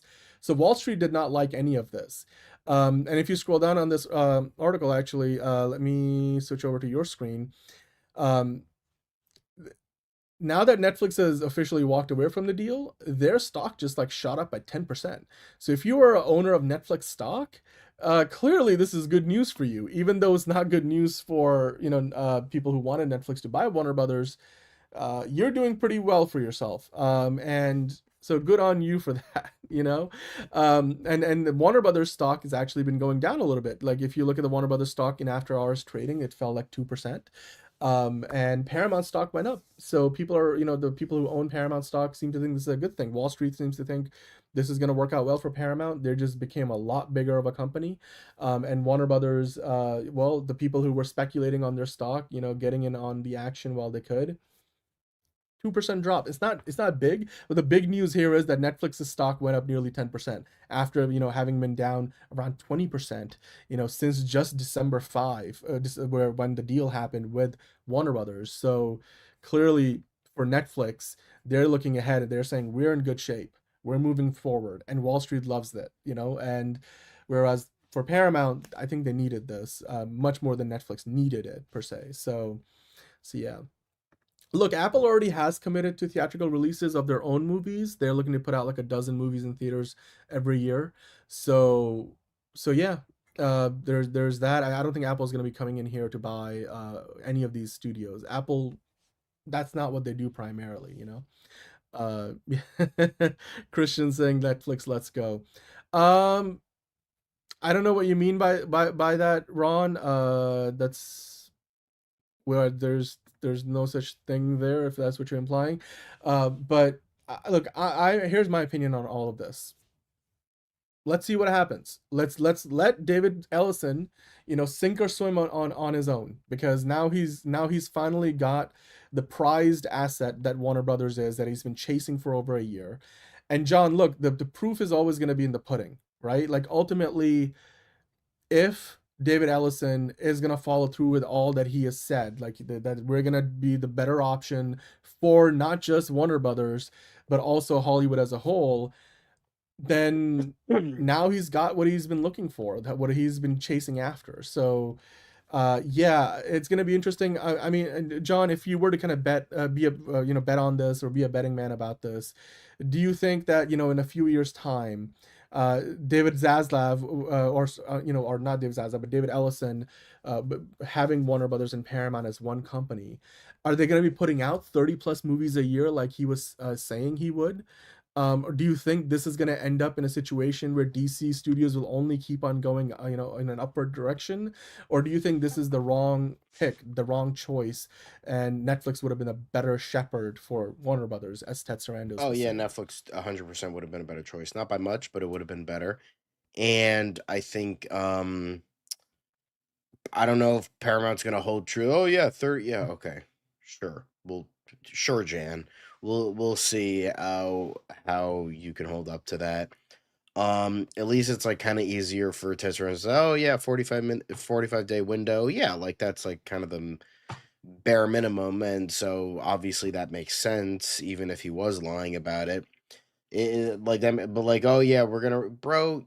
You, how many fucking movies does Paramount have coming out this year? Like 3? Like one of them is about a killer monkey. Like what? Like come on. Like we'll see. It's still in the beginning stages, Yeah. but I can't really see like, oh, we're gonna have 30 movies coming out between the two. It's like, okay, well, yeah. And Todd McFarlane's still saying that Spawn movie's definitely gonna happen. Sure. Okay. I mean, Saying that for the past 20 years. All right, Todd. Oh, you have an actor this time? Oh, okay. The script is, oh, yeah, sure, buddy. Sure. Okay. Yeah. I know. You keep saying that, buddy. We shall see. We shall see. Well, look, as far as the whole politics side of it, I know that you guys in the chat, look, here's the thing. I do have my reservations about this whole deal. And a lot of that has to do with some of the moves that Paramount has made, under the Skydance leadership over the past year. And you talk about CNN, you talk about like some of the other, things that are tied into the political sphere in the US. It will be very, very concerning if again, the news, organizations and other things are influenced by the political climate, because I feel like when we talk about, we do this for the love of the movies, shouldn't necessarily, feel like they're all they're political propaganda. That being said, during all the world wars, like movies were used as propaganda, like that, so it wouldn't be the first time, but ultimately I have my concerns. I definitely have my concerns that, with some of the moves that Paramount has made under Skydance, will they do some similar things now with Warner Brothers assets like CNN?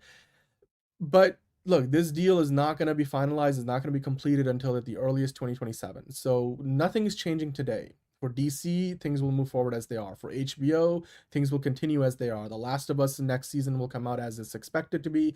House of the Dragon, Euphoria, all of that will keep on going the way it is. And like I said, let the Ellisons, sink or swim on their own, because, they put their money where their mouth is. They got the deal. Now it's, sink or swim time. Let's see what they can do. Let's see if they're able to follow through on their promises, because we had a similar situation with Netflix. Like Netflix would have had to hold up their promises. They chose to walk away because they didn't want to pay up and try to match the deal that Paramount put on the table. So now it's up to Paramount to sink or swim. So we'll see. It's really, like I said, proof in the pudding.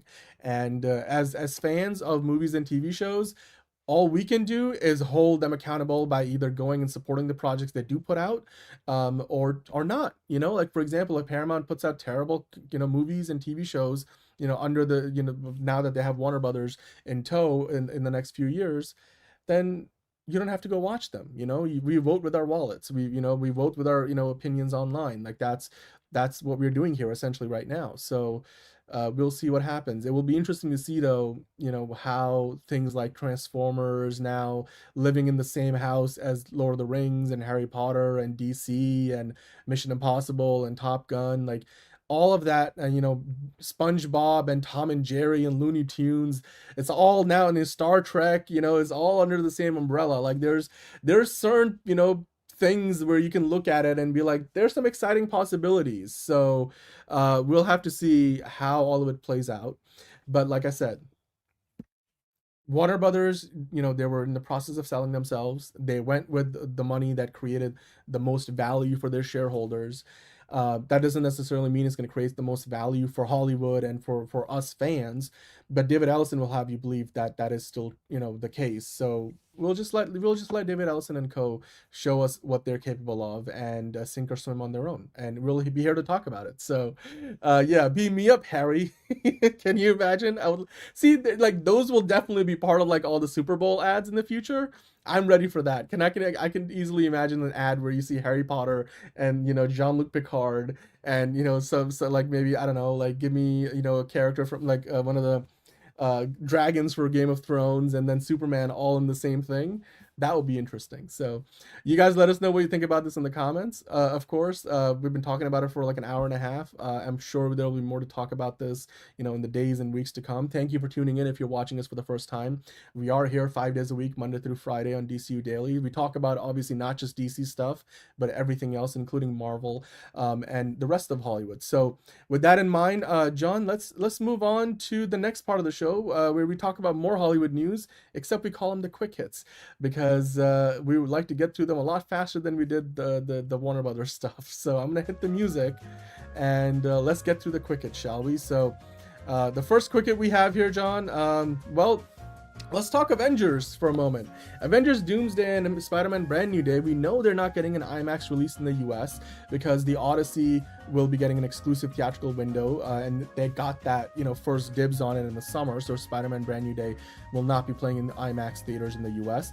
Then similarly, Dune Part 3 comes out the same day as Avengers Doomsday, hence the term Dunes Day, and Dune Part 3 has the IMAX exclusive window. So Avengers Doomsday and Spider-Man Brand New Day, if you're going to be looking to watch it in IMAX in the US, good luck, because it won't be playing in the US. But apparently IMAX just announced that it will be available in limited locations in other parts of the world in IMAX where they don't have that exclusivity for the Odyssey and Dune Part 3. So, John, are you going to make the trek out to another country, another part of the world? Hell nah. To go I love see Spider-Man, these not that much. Jesus Christ, come on now. I'll see it in Dolby. It's fine. Yeah. That's fine. Caleb is back in the chat. Thank God we're past the merger stuff. It's okay. Well, stick around. We got some DC stuff coming up. But let's keep on going. We got more quickest to get into. Yeah. But next up, keeping it with the Marvel stuff, Avengers Doomsday reportedly a literal adaptation of these beloved comic book runs.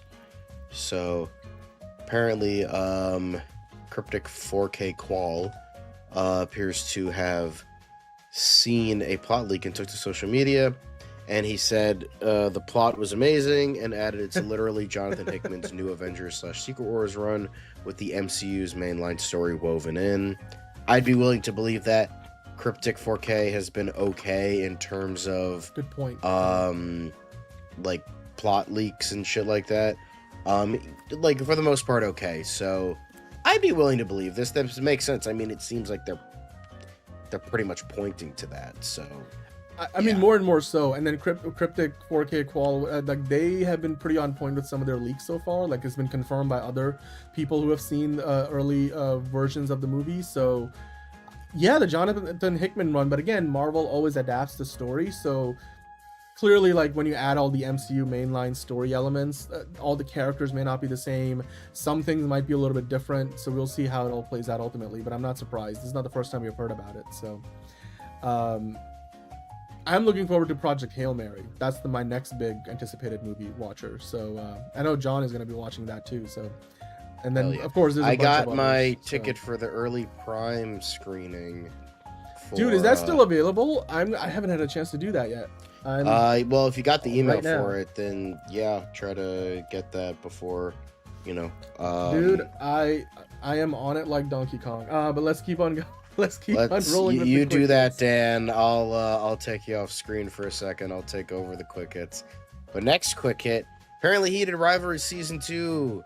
Eyes April 2027 release date and films this summer, says creator. So guys, if your feed was missing gay boy butts, have no fear. In about a year, you're getting more. So don't you worry. You're gonna get all the gay hockey butts. So yeah, lots of butts. Tina Belcher would be very happy, but I'm sure lots of people are very happy about this. So nice. Next up, we have the Visual Effects Society Awards. Avatar: Fire and Ash leads with 7 wins, while K-Pop Demon Hunters tops the animation categories. You know, oh my god, visual effects. Avatar wins? Oh my god, they have the most wins? That's crazy.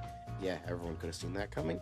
And then, of course, K-Pop Demon Hunters is still absolutely dominating everything in the animation sphere. So, yep. Final SAG winners. Apparently, the circuit's last stop could bring upset potential for MBJ, Benicio, and more. So with all of this, you know, we got the SAG Awards, and it looks like, you know, it's not going to be cut and dry, and it's going to still be anyone's game for the Oscars, which is nice to see. Make it a little bit more unpredictable, make it a little bit more unique. So, next up is Writers Guild West threatens canceling annual award show amid internal labor strife. The labor organization says it would not ask its attendees to cross the picket line. Its staff union, which is currently mounting a strike, says the move is an attempt to drive a wedge between union staff and WGA. So, they might cancel the awards show with the labor strike, so we'll see where that goes. But yeah. Next up, Monarch Legacy of Monsters producer reveals why season 2 only features Godzilla, Kong, and Titan X. So they had this to say. I mean, yes, some kaiju are off limits, but not in a way that it feels like gatekeeping. We want the world to feel as big as possible, and so for us, we don't want to be overlapping with what the features are doing, because that just narrows the world. We're always trying to look for what story hasn't been told. And how can we tell that in a really effective way? And how can we take pieces that we know are coming or that came before us and have it all feel like a piece and all feel cohesive in a way that also surprises and doesn't exhaust? We felt like it would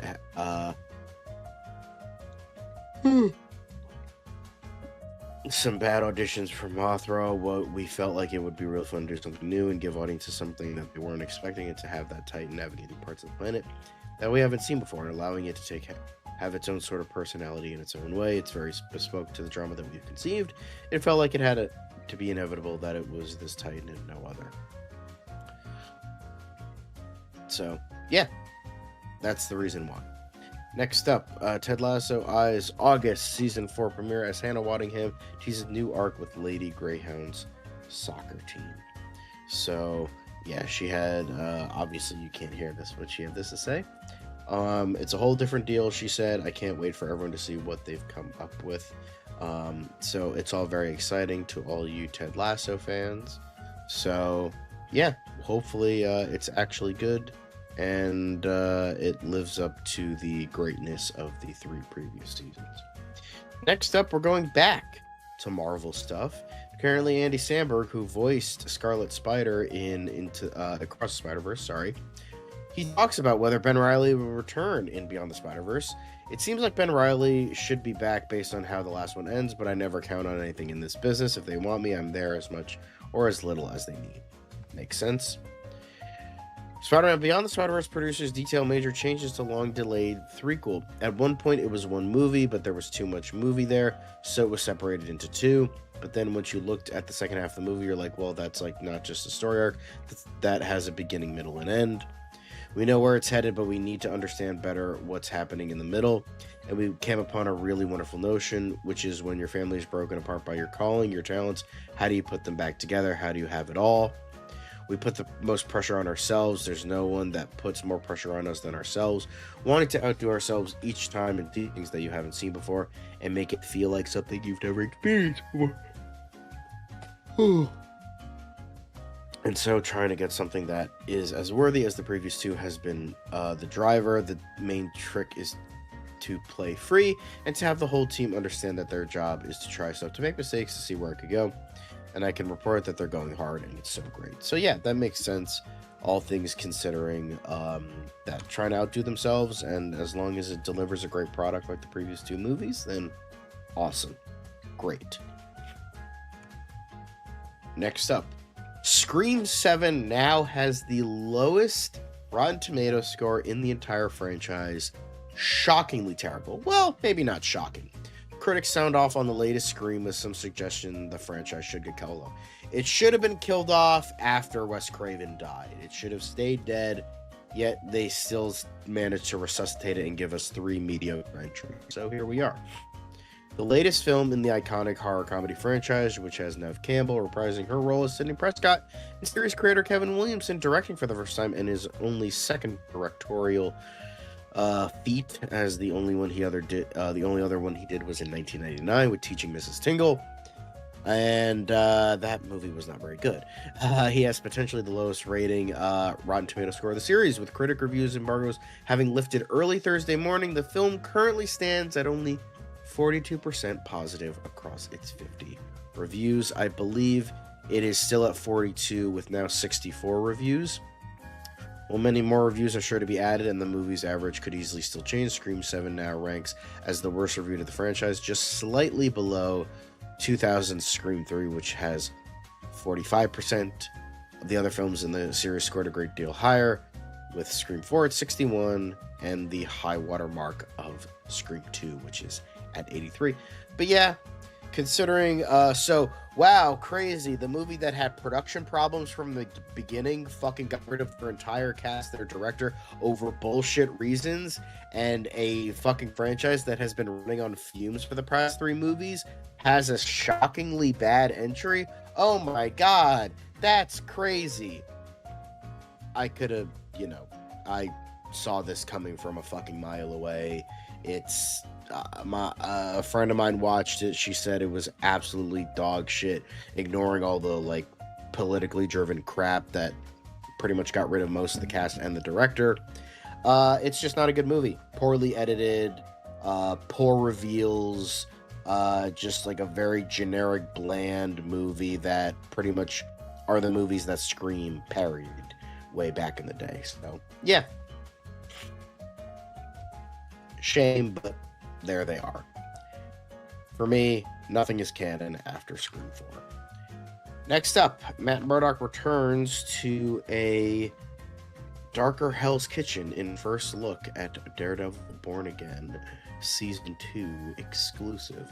So it's very obvious that with everything that has happened, it's going to get darker, going to get worse, and before it gets better. So yeah, definitely crazy. You guys can check this out, but yeah, it's gonna get worse before it gets better. Dark Night of the Soul and all that. So next up, final bit, the Sopranos star Steve Sherpa claims someone on set was selling information about storylines.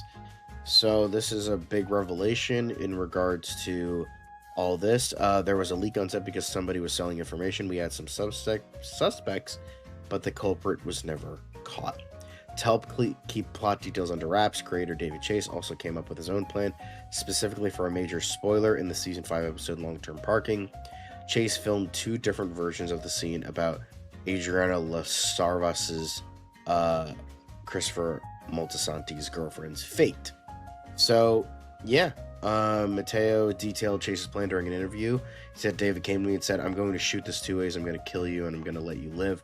And nobody's going to know until it airs. I'm like, okay, I'm dying for sure, but why shoot it 2 ways?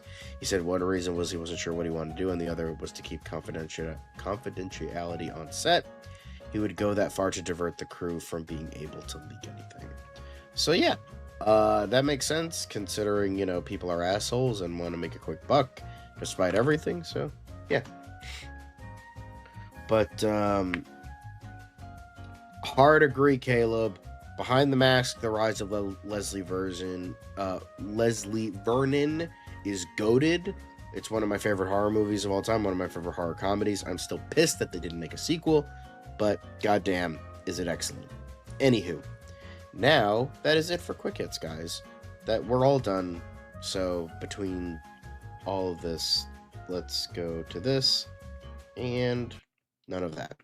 So thanks, guys, for watching. Obviously, we're going to move on to DCU Daily now, but yeah. So with all that, let's be #blessed and really get this party started. So on to DCU Daily. It's another project that's been blessed from the beginning. There's the shot right there. That. Okay, we don't need to see right there. Hey, buddy. Eyes up here. Now you want to get nuts? Let's get nuts. Here we go. Victory mine. Ask me how am I doing? I'm telling you, really, I'm doing sublime. I never wait in a stewardess line. I just go do it. I'm moving my time. Really had nothing to do with it. How am I moving? I'm moving like you want to shine. Follow my lead. Don't listen to lies. I had to put me all in the line. That's why I know that victory's mine. I prefer Jared Leto. Hunka hunka.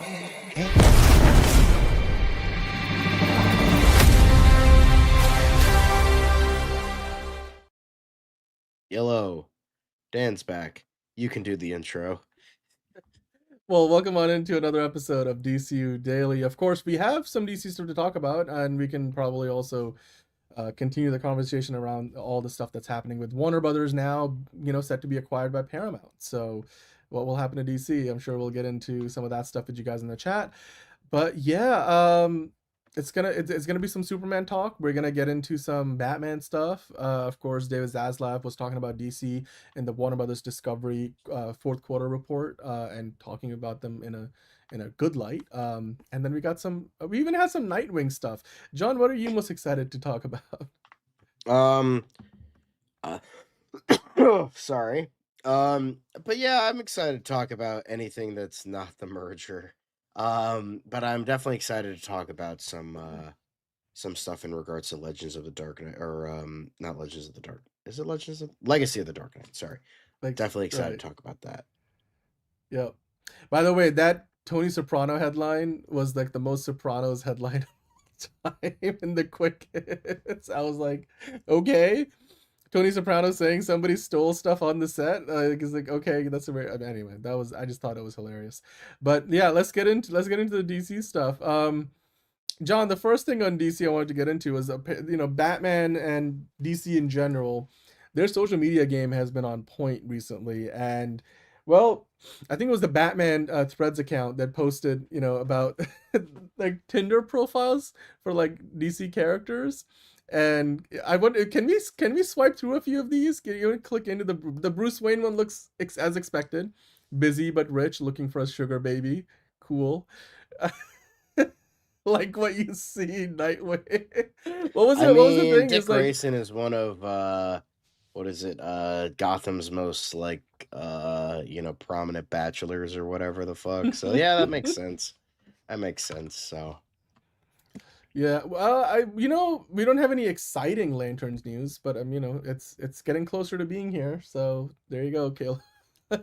Catwoman, no broke boys. Okay, fair enough.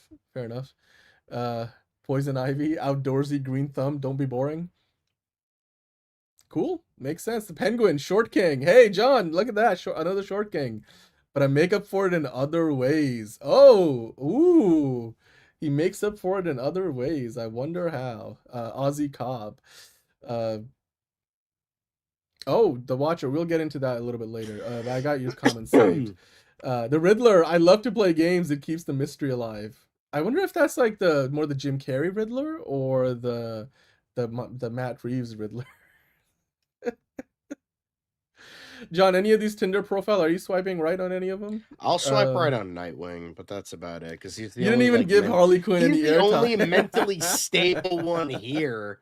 Like Bruce Wayne, he got all side types of issues. Catwoman is just gonna pull a Cardi B and steal my shit.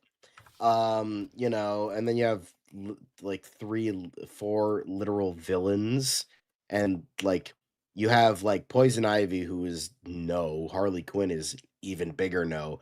And then like 2 of like the fucking ugliest human beings I've ever seen in my life. So yeah, Nightwing is the obvious choice. He's mentally stable, he'll treat me good, and also very attractive. So he's got the whole deal. And he's technically rich if he's associated with Bruce Wayne. So Yeah, I love how Batman's comment is how long before Nightwing gets banned. Night Bulge. Yeah, we're here for the Bulge. Bulge watch, baby. Bulge watch. Indeed. Ozcobb baby as well. Okay, well, maybe Ozcobb does it for you, Watcher. Batman and Nightwing. Yeah. I mean, I love how there's Nightwing, but Bruce Wayne. Like, Batman's not on here. Because clearly Batman has more important things to worry about. So... Okay, Tony, thank you for that. What about Mr. Freeze? You know what? Yeah, you could be Mr. Freeze's Nora. That's actually, that's maybe... I don't want to be stuck frozen while dying of a disease. It's also... Right, exactly. Bruce Wayne giving off huge Patrick Bateman vibes. Yeah, I see it. I just love the Nightwing slander. That's great. It's not even slander, really. But I love the social media game DC's got going these days. Before we go to the next thing, I just wanted to quickly ask Watcher, what do you mean by the Brave and the Bold ensemble film? Like, where are you hearing that? Because I was checking like all the usual sources that I go to, unless it's like a Reddit thing. But if there is a report out there saying that Brave and the Bold could be an ensemble, I mean, I think you meant to say ensemble film, as in it's not just the one lead. It probably is referring to the idea that it's, Batman is not going to be like the only lead of the movie. You have Damian Wayne potentially as like the co-lead. So maybe that's what it's in reference to. But I hope that's about as much as we're going to get in terms of an ensemble film. So, because you want to make it like a truly just a movie that focuses mostly on Batman. Unless the implication is that there's more of the Bat family in the movie than we are aware of. Like Nightwing, maybe Dick Grayson is running around with a thong on. So,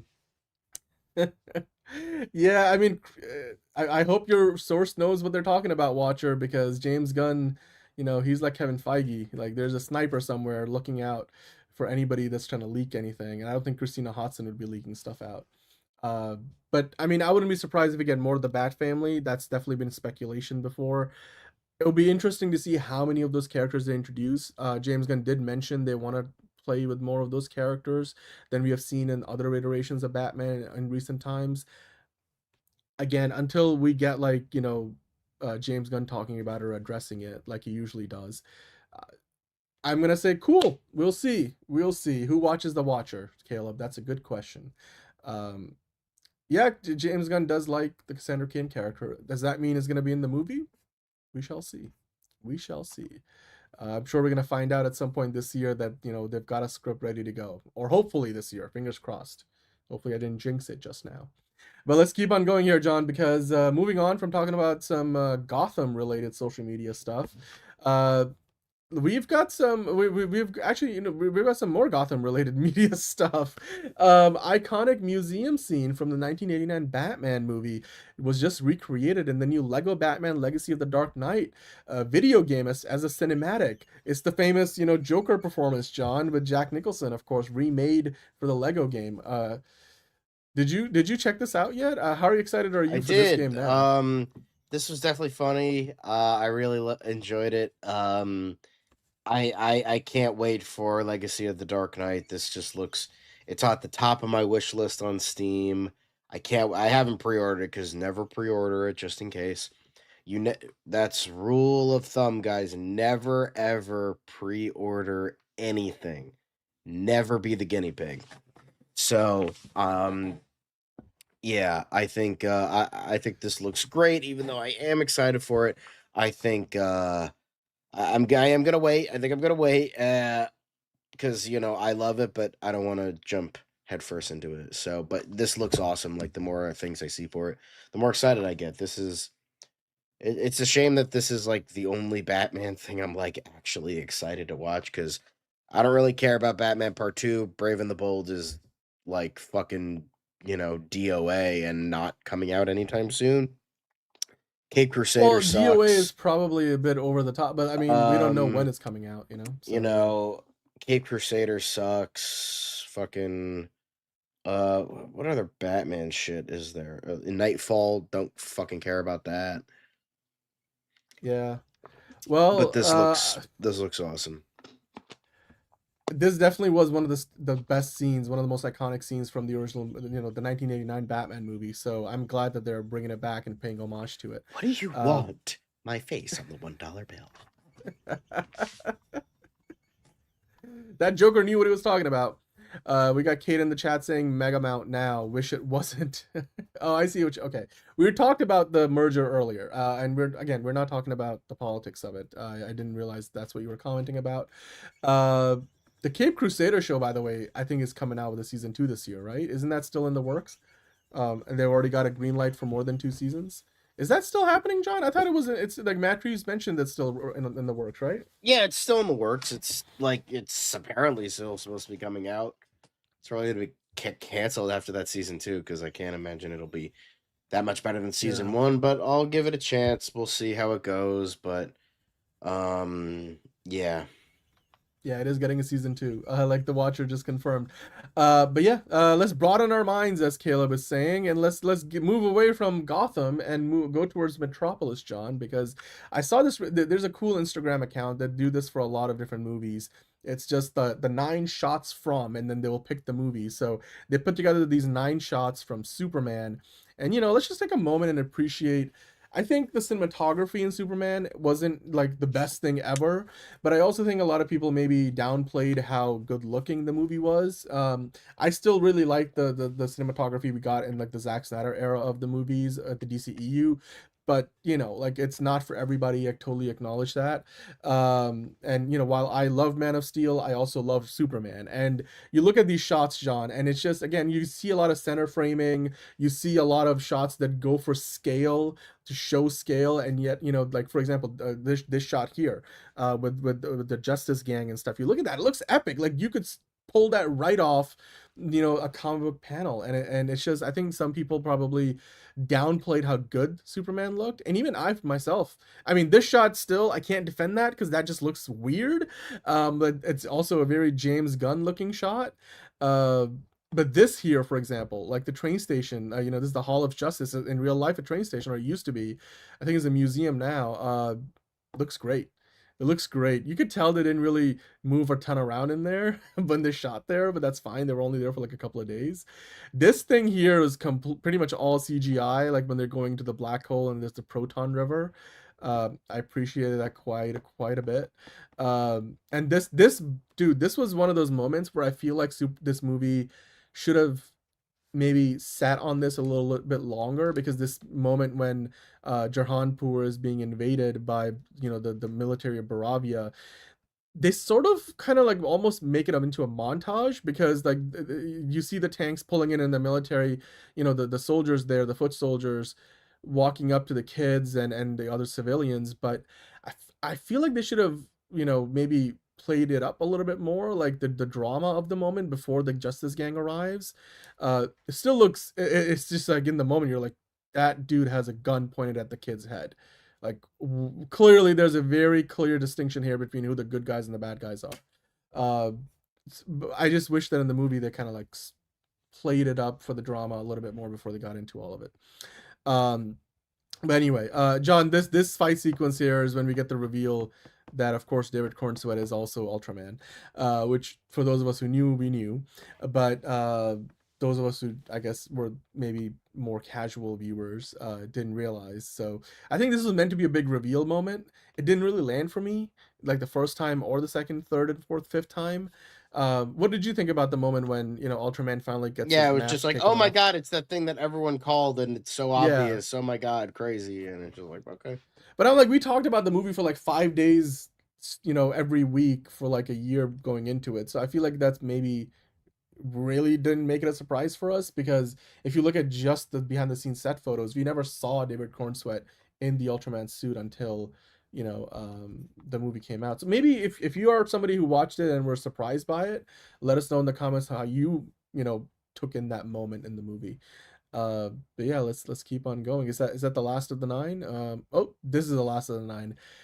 The scene at the end with the punk rocker song, and yeah, the moments. This to me was probably the most heartwarming, poignant part of the entire movie, other than the part when Pa Kent is sitting there and telling Clark about how your choices are make you who you are. Like that it just, there's some profound advice being given there, and then this moment here where you get to see it actually in a way reminded me of like the moment in Man of Steel towards the end, where he Martha Kent, Ma Kent asks Superman, like, yeah, Clark is like, so what are you gonna do when you're not saving the world? Have you given any thought to that? And he's like, I have, actually. And it's like just goosebumps me talking about it right now, because every time you see the what are you gonna do when you're not saving the world, the music from Hans Zimmer start playing, and then it go, and part leading up to that scene, or that part in the scene, he's like, I just wish like like Dad was here to see this. And he's like, he saw it. And you get to see like this flashback where you see the young Clark Kent like with like the make believe like red cape and doing the whole pose while like Ma Kent is putting the laundry out to dry, and you see like Pa Kent is like fixing up the car, and like Kevin Costner just like looks and he kind of just sees it. Well, thank you, watcher, for tuning in, and good night, good luck to you until next time. But yeah, that moment in the movie in Man of Steel was one of the most beautiful parts of that entire film, because you get to see a father like to see the twinkle in his eye of like, my son could be this great person, even though Pa Kent in that movie, Jonathan Kent, was very skeptical about how the world would react to Superman, which was backed up by Batman v Superman. But again, that's what Zack Snyder wanted to do with the character.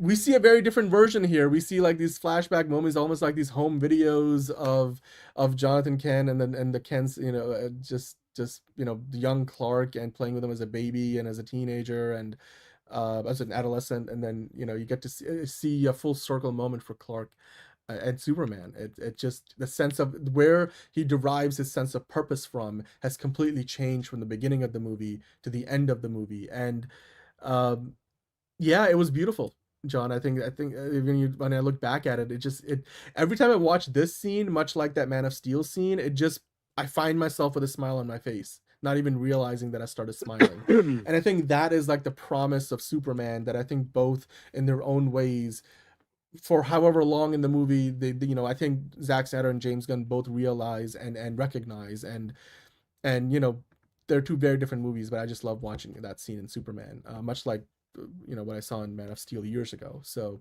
I hope we get more of that Superman moving forward, and I know we will, most likely with Man of Tomorrow. So but now we go from that to something that's not as positive, perhaps, because John, why don't you walk us through this story, because we have talked about this before when it actually happened, but there was a Wonder Woman video game that was in long development over at DC or over at Warner Brothers Games. Eventually we found out that they shelved it completely. They even shut down one of the studios working on it. We know that David Zaslav recently mentioned that under JB Peretti, who now leads the games division, it's going to be a revival year for Warner Brothers Games. But that Wonder Woman game is not part of that picture. I love that update for DC went through this whole thing and the whole process of like how the game came to be and then eventually not to be. Maybe give us a TLDR, I guess. But yeah, so Cloverdale? What the fuck is Cloverdale? Anyway, back in 2021, Warner Brothers officially revealed a brand new Wonder Woman game. At the Game Awards, it was being developed by Monolith Productions, the studio behind Middle-earth Shadow Mortar and its legendary Nemesis system, a single-player, story-driven Wonder Woman game. Fans were instantly hyped, and then there was such A thousand violins were finally silenced, and or whatever the fucking quote is. But years passed with barely any updates. Reports later suggested the game went through development issues and internal reworks. That things got worse for Warner Brothers games. High-profile titles like That Thing That Shall Not Be Named underperformed commercially. Gee whiz, I wonder fucking why. Despite huge expectations, on top of that, Multiversus struggled with player retention and momentum. These setbacks reportedly created major financial pressure within the gaming division.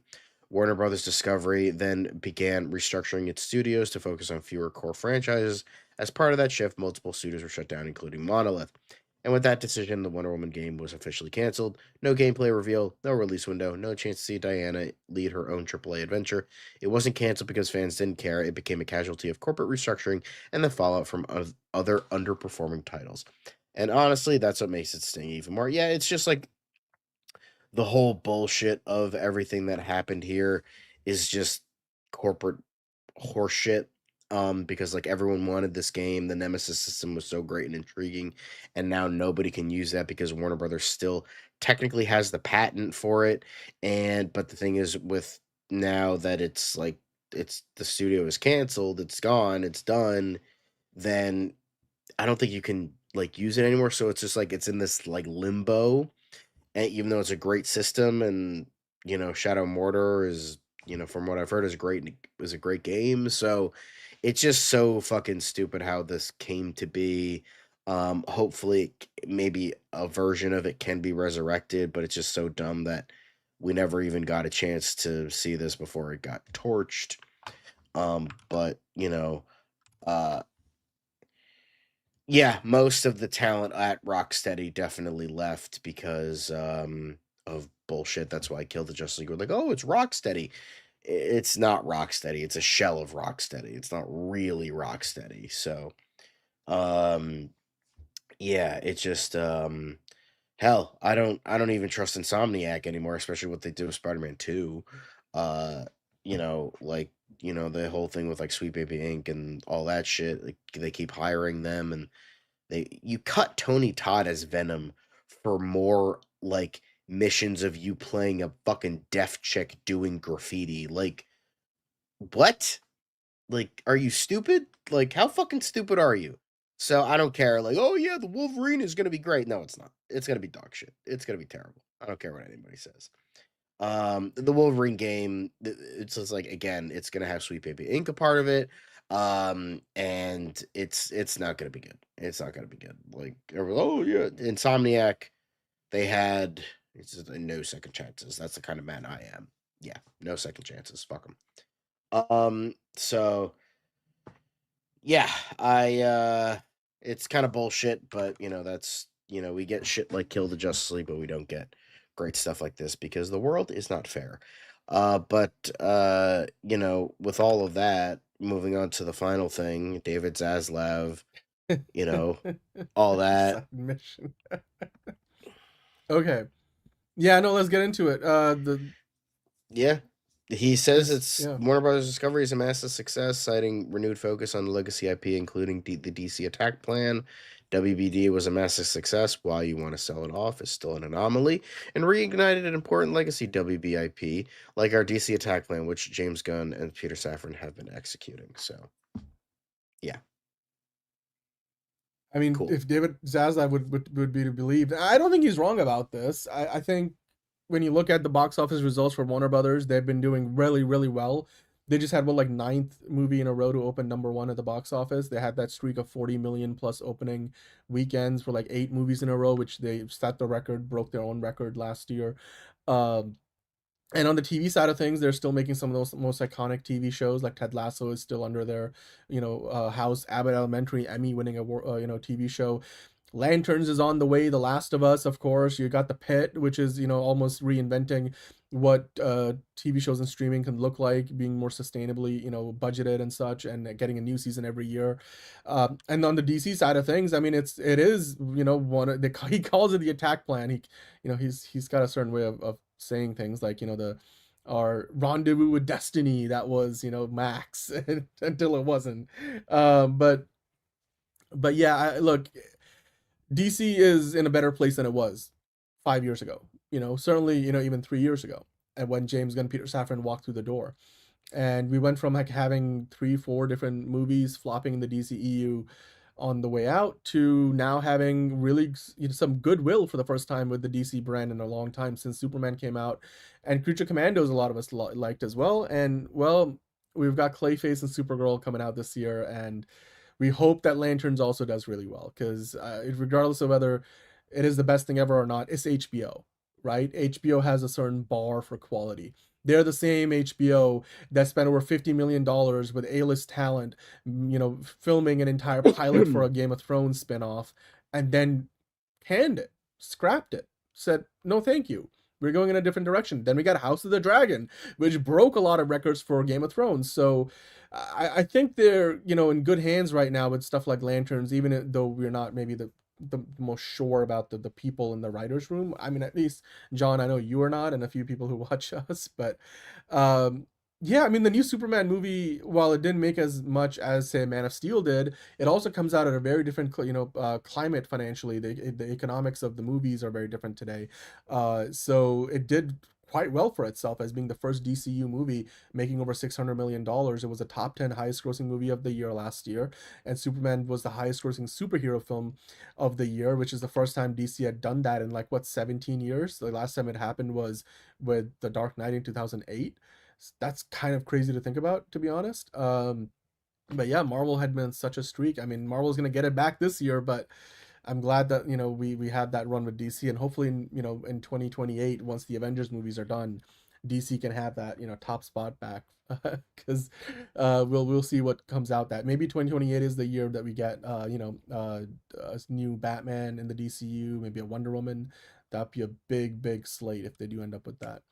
Yeah, True Detective with the original cast. Yeah, exactly. I mean, the HBO is on a roll, has been for quite some time, and they continue to add on to that. So Paramount, on the other hand, we will have to see again, whether they can be good shepherds of Warner Brothers, which is a much more celebrated studio, and has a much richer library of franchises and IP. And so David Ellison's definitely got quite the job on his hands, as we were talking about for the first half of the show. But John, David Zaslav, I don't think said anything wrong here. Your reaction to this? Do you feel like under the tutelage of Zaslav, has he been able to turn DC around in the way that you would have liked to see it? I know you don't agree with all his decisions. I mean, I don't agree with every decision he's made and his weird hatred of Looney Tunes, but I can see, I mean, he clearly made a viable enough company that it was wanted by a lot of companies to buy. Paramount saw the lucrative nature of it, was like, but damn, buy, gimme please. So there's that. I mean, Pam Abdi and Michael DeLuca did a lot. They did pretty much the impossible and made WB not a fucking joke anymore. It's not WB, yeah, it still makes dumb decisions, but not nearly as many as it was when it was under AT&T or before. So yeah, it's just, and which is probably going to go back to making dumb decisions under someone like David Ellison, but we'll just have to wait and see if that's the case. Well, this is where I hope that James Gunn and Peter Safran get to keep some of their authority, not only the authority, but their authority. Because it is that thing where, Bob Chapek almost ran Disney into the ground in just a couple of years' time, because he took away the ability, from folks like Kevin Feige over at Disney, in Marvel Studios specifically, and other studios at, like Pixar and stuff. It's like they had the power, but they didn't have the resources or the authority to make those decisions, to do what they thought would be best for their IP and the stories that they're looking to tell. It's like you got to let the creatives do their work, especially when they're doing a great job.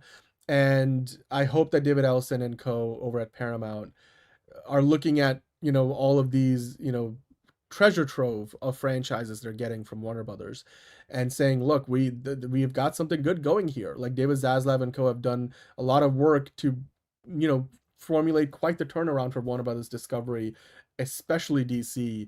And so let's kind of support them in what they're doing, because it's working right now. So yeah, Victor Zaz. I know, Tony. I know. Victor Zaslav. Victor Zaz. I get it. Uh, Figure drawing is messing about with Caleb in the chat. They have great success. Yeah, I mean, here's the thing. Moving forward, I hope we get more HBO TV series from DC. Do we know if Mr. Miracle is going to be on HBO, John, or do we know where that's going to land eventually? Or is that not really announced so far? Because I can't remember if Mr. Miracle was going to be an HBO thing or not. I don't, because Tom King hasn't really said much about that specifically. So it's a good question. Let Gunn create his vision, Ellison. Yeah, exactly, MTG. I would love that. I would love for David Ellison to largely just let James Gunn and Peter Safran kind of do their thing. I mean, there's always room for course correction if things are going wrong, but yeah, Ron, exactly. I don't think it's been announced where Mr. Miracle is going to end up. I hope it's on HBO Max. It would feel like, similar to Creature Commandos in that sense. So yeah. But look, I'm not going to make any presumptions about where the new Paramount leadership, whatever that leadership is going to even look like, because there's a lot of good people over at Warner Brothers Discovery that will hopefully stick around under the new, umbrella. So, but that being said, look, DC is currently on a roll. And to kind of reiterate what we were seeing, saying in the early part of the show, nothing is changing today. Nothing is changing tomorrow. A lot of what's going on with DC, a lot of what's going on with Warner Brothers, a lot of what's going on with Paramount, it's business as usual for the foreseeable future, for the time being. It's not going to be until this time next year, around when we would expect the Paramount deal with Warner Brothers to actually close, maybe even longer than that. And at that point, changes will start happening. But even then, I don't think like they'll all of a sudden overnight let go of somebody like a Peter Safran or a James Gunn.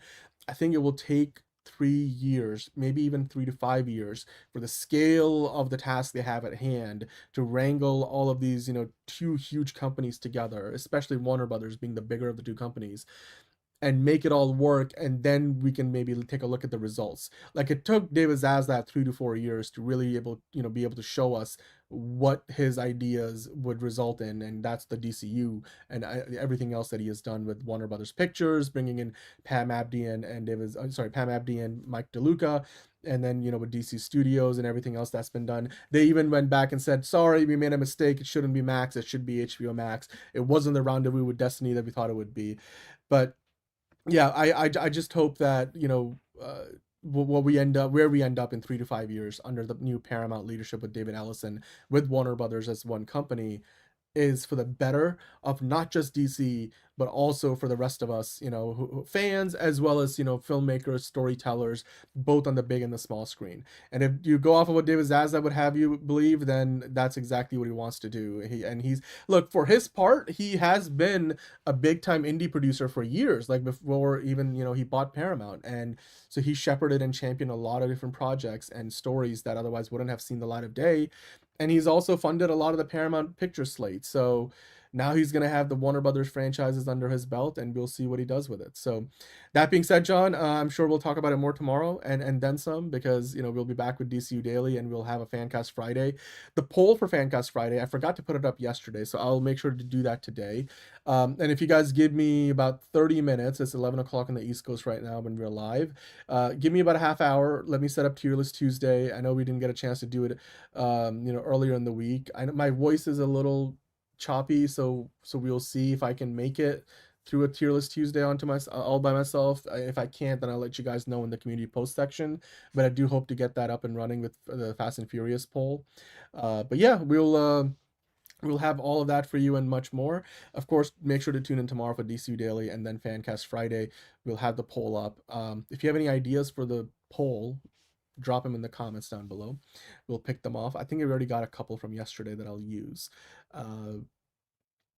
Yeah, midnight here, pumpkin time. Oh, right, Tony, you are an hour ahead of us. Yep. And yeah, Pam Abdi and Mike DeLuca do have new deals that they signed, and James Gunn and Peter Safran also have an extension. Yeah, so they'll be safe for now. So we'll see, what changes. Like I said, 3 to 5 years. It's going to be a while. But that does it for now, John. Anything else you want to add to that? Not really, no. All right, awesome. Well, thank you for joining us. I know you're still not feeling very well, and it's if you're and dark times ahead maybe, but we'll see. We'll see if that's true or not. Let the chips fall where they may. But yeah, that's it. We'll see you guys tomorrow on DCU Daily Fancast Friday. Until then, stay blessed. And I know, because I'm not going to get a chance to say it later, make sure to, hug Tom King and kiss Jeff Snyder. We'll see you tomorrow. It's another project that's been blessed from the beginning. There's the shot right there. That. Okay, we don't need to see. Right there. Hey, buddy. Eyes up here. Now you want to get nuts? Let's get nuts. Here we go. Victory mine. Ask me how am I doing? I'm telling you, really, I'm doing sublime. I never wait in a stewardess line. I just go do it. I'm moving my time. Really had nothing to do with it. How am I moving? I'm moving like you want to shine. Follow my lead. Don't listen to lies. I had to put me all on the line. That's why I know that victory's mine. I prefer Jared Leto. Hunka hunka!